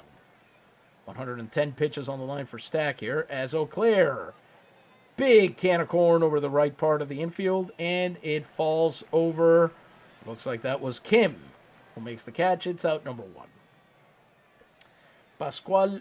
Wait, no. This is 7th. Well, sorry, I'm trying to calculate outs here. Okay, Faraj can sit down for sure. We have, if we bring up Hancock, we've got enough arms to get us through the rest of the game no matter what. Here comes Ortiz. He's over 2. 1 out, base is empty. Ortiz drew a walk last time. Here he wastes no time launching that foul. Now, to me, that looks like it went fair, but don't snitch. 0-1 count. Ortiz hits that one to Valdez. He throws to first, and that's out number 2. And here comes Ken Buchanan, who's over 3 on the day. He is over 3 against Stack. Buchanan, one of the big-time prospects for Yauco, I believe. Although, no, actually, he's only ever been listed number 93 on the list, surprisingly. But he did quite well in the minors, and I think that might be what we're remembering here. Especially in 1907, he was pretty amazing there. He had 21 home runs. The year before, he had 33 in the minors. So, but even this year, he's actually doing surprisingly well from what I see here. I'm not sure. Oh, he's hitting tons of doubles and triples is why. Of his 23 hits, 1/3 of them have gone for extra bases, and he hasn't even hit a home run yet. He's also stolen 6 bases on 8 attempts. So he's got some things going for him, that's for sure. Yeah, that's not bad. But here, with 2 outs and the bases empty, oof, fouled off the tip of the bat there, 0-1, a sinker. It's that one backwards. Fastball this time on 2. What happens here? Got it! Strikeout number 12 for Stack. The Corsos go down in order. The Navegadores remain in the lead, 5-2, as we head into the bottom of the 7th. And it might be the bottom of the 7th, but it's the top of the lineup against Pascual Cruz. 6 innings pitched, 111 pitches, 5 hits, 5 home runs, 5 walks, and only 3 strikeouts. Yauco could go to their pen at any time right now. They actually have one. No. Okay. Ricardo Chavez, Jose Garcia, Jose Luna, Telemaco Martinez, Paulino Montes in particular. Paulino Montes is one of the all-time closers in the league right now. 14 saves last year. He had an ERA under 2.00 for most of the past few years. There was only 1 year where he was really just bad, and he fixed that in a hurry. If, he could actually be, when Benji leaves, we don't have a Puerto Rican seat immediately necessary. And Montes is only 23. We could see a world where we trade for him. Oh, okay. But we'll see. We do have other prospects that could go in there first. That's for sure. Anyway, it'll be Underwood, De Castillo, and Salmeron ready to go against Cruz. Underwood drew a walk last time, and here he starts out with a big swing right through a changeup, low, 0-1. Second pitch to him, a very high cutter, 1-1. Third pitch, cutter misses low this time, 2-1. Underwood hits that one. That's almost an excuse me hit. right there. I don't think he meant to do that. It's a really meek little hit to Arellano. He throws over to first, and Underwood is out. Here comes Franklin Castillo. He's over 3 on the day. He's only gotten 1 hit off of Cruz in 10 at-bats, and he's doing very well in the late innings. 407 average right now. 1 out, bases empty. First pitch. De Castillo with a comebacker. Fox has it. He throws to first, and the 1-pitch at-bat is over. Here comes Pablo Salmeron as Anbar and Hancock head back to the pen to get ready just in case. Salmeron 0 for 2 on the day and 0 for 8 against Cruz. 2 outs, bases empty. Launches that one down the left field line. Auclair chasing it down, but it's foul. What a gentleman he is. He had plenty of time to Yes. hang on to that one. 0-1. That cutter misses low. 1-1. Salmeron fouls that one off. It's 1-2. 2 outs on the bases empty. He's got to extend this inning as long as he can. Will he? He'll try. Another foul ball. It's 1-2 still. See what happens here. Salmeron! With his first hit of the game and his first hit off of Pascual Cruz. Extends the inning here as he makes the turn at first. He's got a single. And hey, they went to the pen after all. Oh, nice. Now pitching for the Corsos de Yauco, number 88, Telemaco Martinez. Telemaco Martinez, 24 years old, was on the Ilustres in 1907. He has pitched in 3 games this year, 5 1/3 innings, 5 hits, 2 earned runs. That's an ERA of 3.38, 3 strikeouts and a walk. He's got a fastball and a circle change. This ought to be fun as he faces Jake Getman, who walked back in the 5th and has a 1 for 2 with a ribby line on.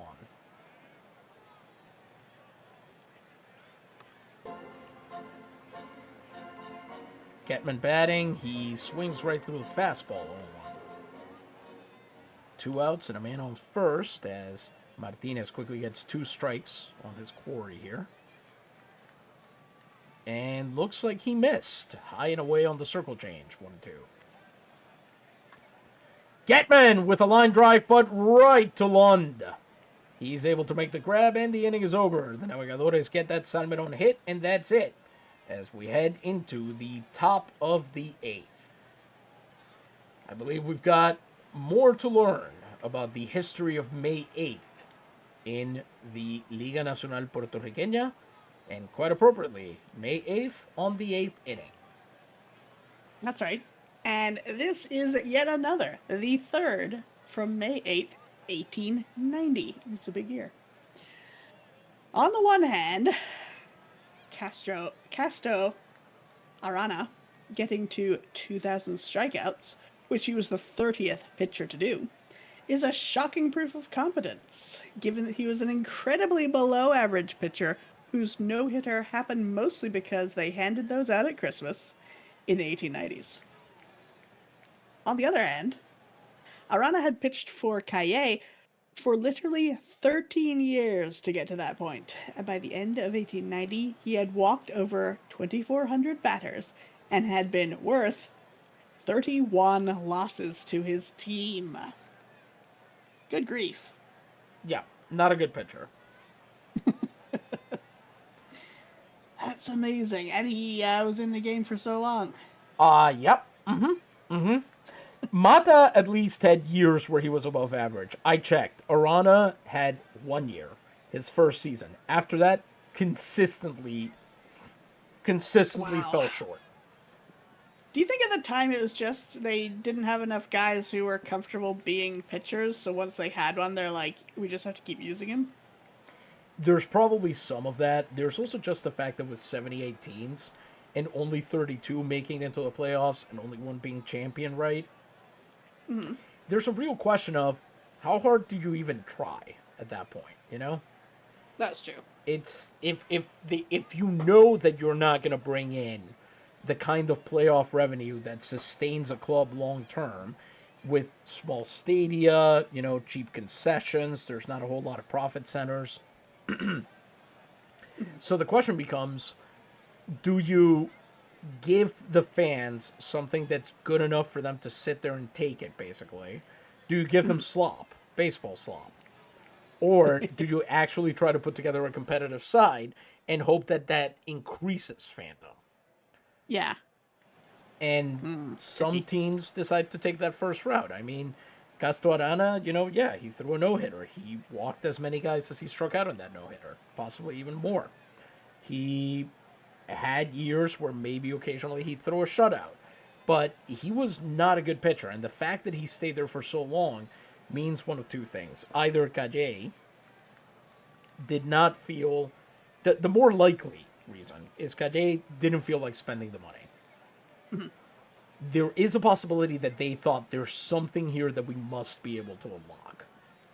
Somehow we've got to find a way that we can turn this guy into a usable pitcher. But they never found that way. It never happened.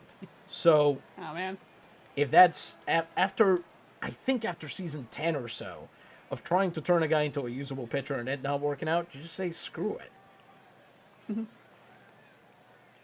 So anyway, here comes Everton Stack, 116 pitches over 7 innings, 5 hits, 2 runs, 4 walks, 12 strikeouts. He will face, let's see here. No, he's still tiring.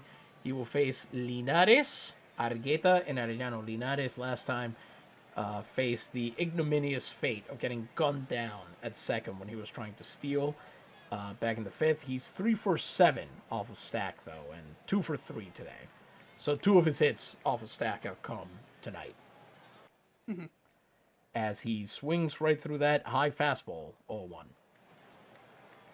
Good opening pitch by Stack. That's a ground out. That's going to be an error. Yep. McKinnon with a dive to knock it down, but that throw went wild on Kim, and he was barely able to corral it at all. So with the first error of the game out of the way, here comes Argueta, who's 2 for 3 with a ribby. Let's see if they can trick Linares into trying to steal again. As Argueta swings through the fastball 0-1.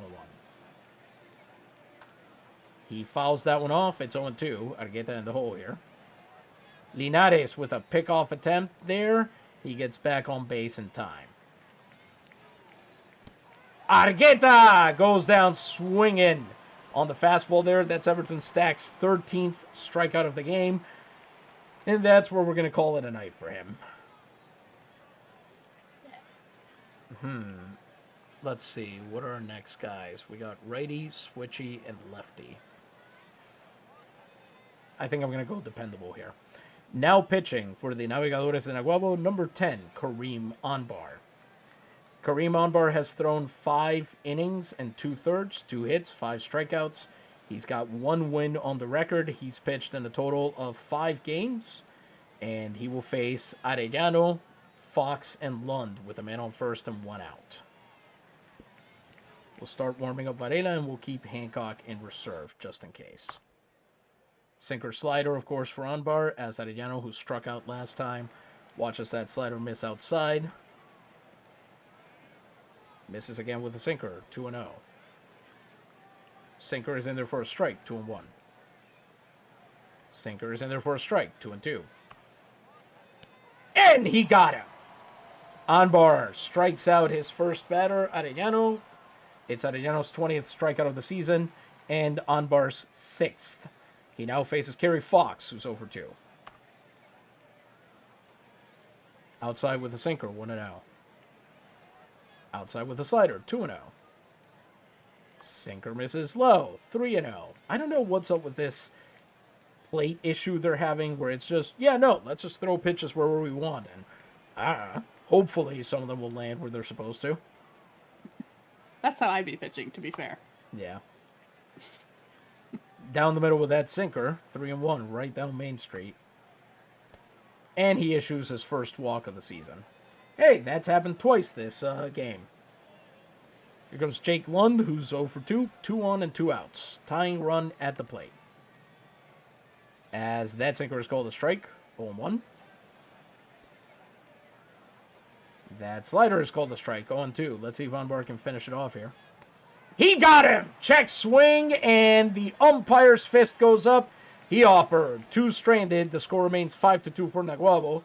As Varela and Hancock sit down in the pen, Varela will presumably be coming in to save the game. Wally Bach, Benji Valdez, and Min Soo Kim have a chance here to end this game on a strong note against Telemaco Martinez, who is through 1 out, 4 pitches. Wally Bach is 1 for 2 with 2 ribbies. As, let's see there, fastball misses low, 1-0. Bach sends that one to Arellano. It's a daisy cutter. He throws over to first, and that's out number 1. Benji Valdez coming up next. He's 1 for 2 with a home run. That was a 2-run shot. He also drew a walk today. 1 out, base is empty, as Martinez misses outside with a fastball, 1-0. Valdez fouls that one off into the audience, 1-1. Fouls that one off as well, 1-2. Man, and they didn't have netting back then. For the crowd? Mm-hmm. Is that what you mean? Yeah. 1-2 count. Benji Valdez with a line drive, and it's caught by Eau Claire out there in front of the warning track. That's out number 2. Here comes Kim Min Soo. Varela back in the pen, and Kim is 1 for 3 on the day. 2 outs, base is empty. As the outfield once again shifts right, he sends that one down the left field line, but it is foul. I'm doing the math on a Here Comes Santa Claus about line drives. Right down the left field line. Exactly, that's where I started, and now I'm trying to backform the Here Comes Santa Claus part. There goes a baseball, there goes a baseball right down the left field line. Anyway. There's something there. Yeah. 0-1 count. High with a fastball, 1-1. And the circle change right down the middle. Kim does not punish it. So I'm guessing we're about to see a strikeout here, but we'll see. 1-2 count. Hits that one. It's blown right back to the same corner. He's trying to go opposite to beat the outfield shift right. And that, of course, means he's got to try to hit it the other way where he's not pulling to it. Mm-hmm. So that's going to be tough. He wants to hit it down the left field line where Eau Claire is not going to be there in time. 1-2 count. Martinez misses low with a fastball, 2-2. Let's see what happens here. Min Soo Kim fouling it off into the audience. 2-2 still. Really taking his time with this at bat. It's a 2-2 count. And then Martinez gets him. The Naguabo 8th is over. Navegadores remain in front, and we will see a new pitcher enter the game in this next inning. But before we do that, I believe, are we still in 1890? No, we're in 1897, aren't we? Yes, we are now jumping ahead to May 8th, 1897. On this day, Amancio Luna, known as El Diputado to his Rincon teammates, for his peaceable demeanor on the mound, winner of 3 Excellentissimo awards, becomes the 68th pitcher to notch 300 victories and the 69th. Nice. To strike out 2,000 batters. He'll win Excellentissimo again in 1901, get traded to Coamo, spend a little time with Vieques, and retire in 1905.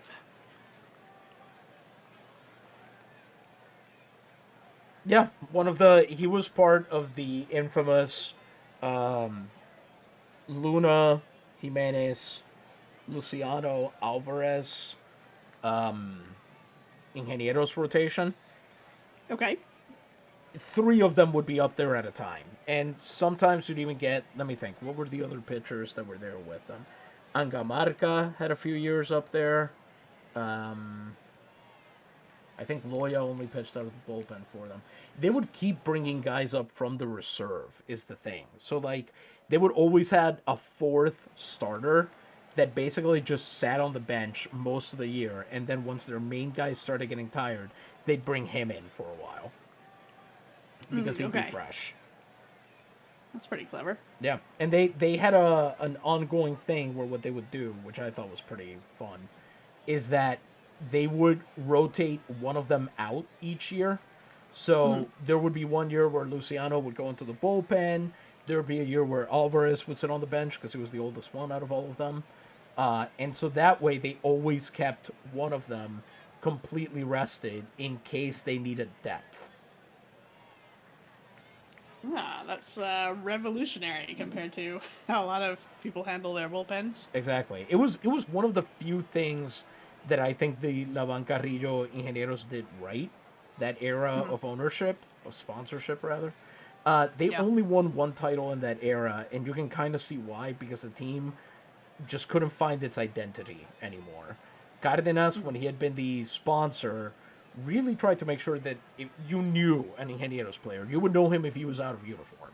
Just from the behavior that he would show, he really emphasized that idea of, like, there's a way that we do things. La Máquina was partly a joke title, and it was partly a reference to, the trains and the artillery and whatnot. But it was also partly meant to be the fact that once you became part of the Ingenieros, you were signing up not just to play baseball for them, but to behave a certain way, to act a certain way in public, to hold up certain values. It was kind of almost like a scouting group in a way. Wow. Okay. And then Carrillo kind of ruined all of that because he really just wanted a baseball team. And there's a reason that didn't go so well. There was speculation at the time that if Cardenas had remained the owner when Victor Nieves was getting back into coaching, that Nieves might have gone for the Ingenieros job the next time it was available. But when Cardenas gave over the sponsorship, he was like, I'm not getting anywhere near that anymore. Absolutely not. Yeah, that makes sense. Okay, so it's the top of the ninth, and it's time to bring in our closer. Here comes Matafuego, number 41, now pitching for the Navegadores de Nahuabo, Hector Varela. 9 innings pitched in this season in 10 games, 7 saves, 12 strikeouts to 2 walks. He's allowed exactly 1 earned run and 5 hits. Also a sinker slider guy, and he will be facing Vasquez, Auclair, and Ortiz. Check this out, sinker slider pitcher guy. There we go. So let's see what he does against these 3 guys. Vasquez is 0-3 with a ribby. He's never faced Varela before. And on that very first pitch, it's a big can of corn over to Wally Bach, and the human ripcord pulls it down. That's out number 1. 1 pitch and 1 out for Varela, who now faces Waldo Auclair, who's 1-3. He has faced Varela once and did not get a hit. 1 out, bases empty as the third baseman Bach comes in, which is probably why he was able to protect that can of corn on the last play. Strike called a sinker on that one. 0-1. As he fouls that one back. You know what's very funny is this, when they aim at the crowd, the collection of colors that are out there, the neutral white shirts, the navy shirts for Yauco, and the sapphire shirts for Naguabo, you could just be at a Villalba game, and those would be all the colors you would see. They do go nicely together. We'll say that. Yeah, they do, and we know this because there's a team that uses all 3 of them. A very harmonious team. 0-2 count with 1 out. Yeah, the Merchants. That is fouled again. Auclair staying in the hole. See? Those are all Mercaderes colors. Okay, yeah. I was going to say not a full crowd tonight, but I'm getting confused by those teal shirts. Not only that, there are people sitting in the staircases. What about the guy who's going to come by with cotton candy? He's going to trip over That's you. his problem, apparently. I guess so. 0-2 count. Auclair swings through the sinker, and that's out number 2. We're 1 out away here as Varela is at 5 pitches. 1 out away, by the way, my favorite Charlie Puth song about baseball. I know who that is, but I don't know the song. He has a song called One Call Away. Okay. That's the one where he says Superman ain't got nothing on me. Which, yeah, I think okay, I've heard okay, that clip. Charlie. Sure. 1-0 count. Guy records one song that involves Vin Diesel. As that fouls off, lands in the corner. It's 1-1, and now he's making jokes about Superman. Yep. That misses low with the slider. 2-1. Ortiz here. 0 for 3. Never faced Varela before. He fouls that one off. Varela down to 1 strike to finish this off. Can he do it? 2-2 pitch. Ortiz fouls it off, and we stay in the at-bat. Second 2-2 pitch coming in. Ortiz, by the way, apparently acquired in 1906 from the Mulos. On January 24th, my mother's birthday. Ortiz launches that one down the left field line, but it bounces foul. So Getman will break away as it's past gentleman's point. We are at 6 pitches into this at-bat. It's a 2-2 count still. Ortiz very successfully fighting off pitch after pitch, and he gets the slider away he wanted. So we are at a full count. Varela now at 12 pitches, and with a full count, you know what that means. This will be a payoff pitch. Woo! He knocks that one. It's a bouncer to Valdez. Can he get there in time? No, he does not make the throw, and Pascual Ortiz wins the 8-pitch battle and extends the inning. He's able to make it aboard after a tough at-bat. He gets a sinker and just basically uses his wheels to get aboard. So here comes Ken Buchanan. He's 0 for 4. He's hitting .450 on the first pitch. 9 hits and 20 at-bats. That is hit hard, hit deep, and there's Getman pulling it down. Naguabo wins this game 5-2 as they get into victory formation out there on the field. I knew it. I knew they could do it. A 3-run win. Not too bad. Not too bad at all. Everton Stack, Hector Varela, and Benji Valdez, I think, are your heroes of the game here. You can see the offensive effort kind of isolated to the top of the lineup there for sure. The first 2/3 of it anyway. Nobody got more than 1 hit, which is surprising. There were multi-hit games in the Yauco lineup, and Stack gets his 6th win, even if it was a bit of an ugly one. 4 walks, 2 earned runs, not what you wanted to see. Kareem Anbar with his first hold of the season, and Hector Varela with his 8th save. A perfect 1 hit, 1 strikeout closeout.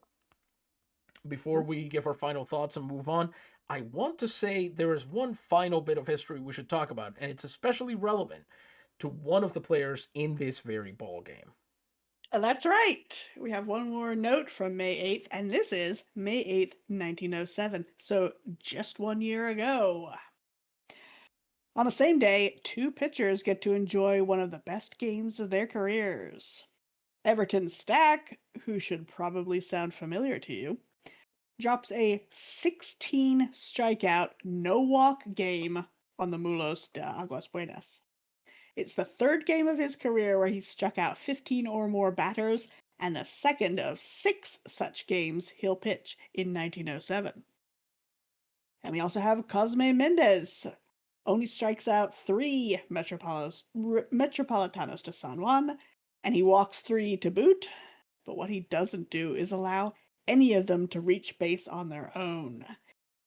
It's the 2nd no-hitter by an Arroyo pitcher, and the 1st since Ricardo Rosario did it in Juncos in 1888.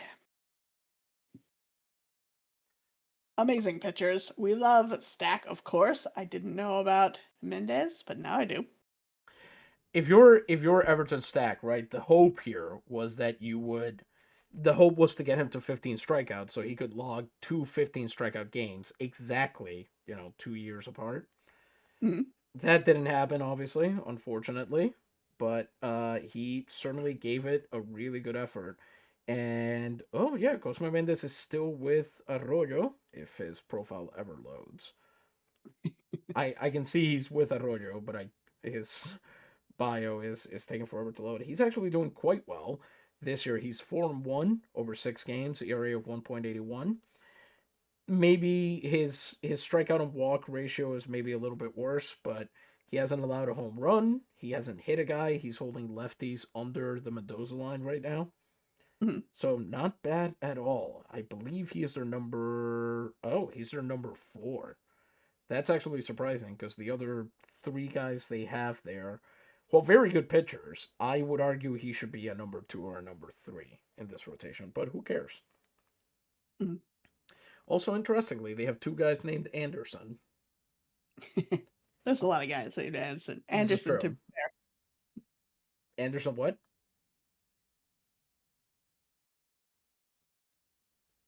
I think I lost you. Can you hear me now? Yes. I said there's a lot of guys named Anderson, to be fair. Gotcha. Yeah, they have first baseman Michael Anderson, who I would imagine is a backup, and then our old friend, their left fielder, Norwegian left fielder Jon Anderson. We know that guy. We do, and he is doing horrendously this year. That's very unfortunate. Oof. Yeah, he's gotten 4 hits and 26 at bats. That is a batting average of 154. Mm, And he has yet to hit a home run this year, which was like his whole thing for a while there. darn. Oh well. Nothing gold can stay. True.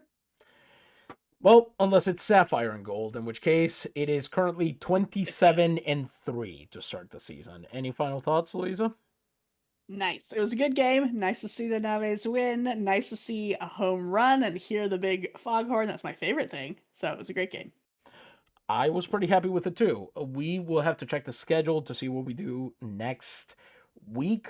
Uh, if you're watching this on YouTube, let us know if you prefer this pitch by pitch mode. We're happy to do it if that's something that makes you happy to listen to it. We figured that maybe people wanted a faster game, but we also recognize that very often it was late in the game that people were showing up and seeing things, and we wanted to, give them a chance to be around, get a late ad read in, something like that. Uh, and other than that, we'll let you know what we're planning on doing next Friday, which will be January January 2nd 2nd? Mm, or 3rd. I think it's the 2nd. I think that's right, yes. So, very exciting. But until then, gente, as always, this has been Isidro Montalvo Espinosa, broadcast coordinator for Liga Nacional Puertorriqueña en Vivo. Gente, buenas noches, gracias mil, y Dios les bendiga.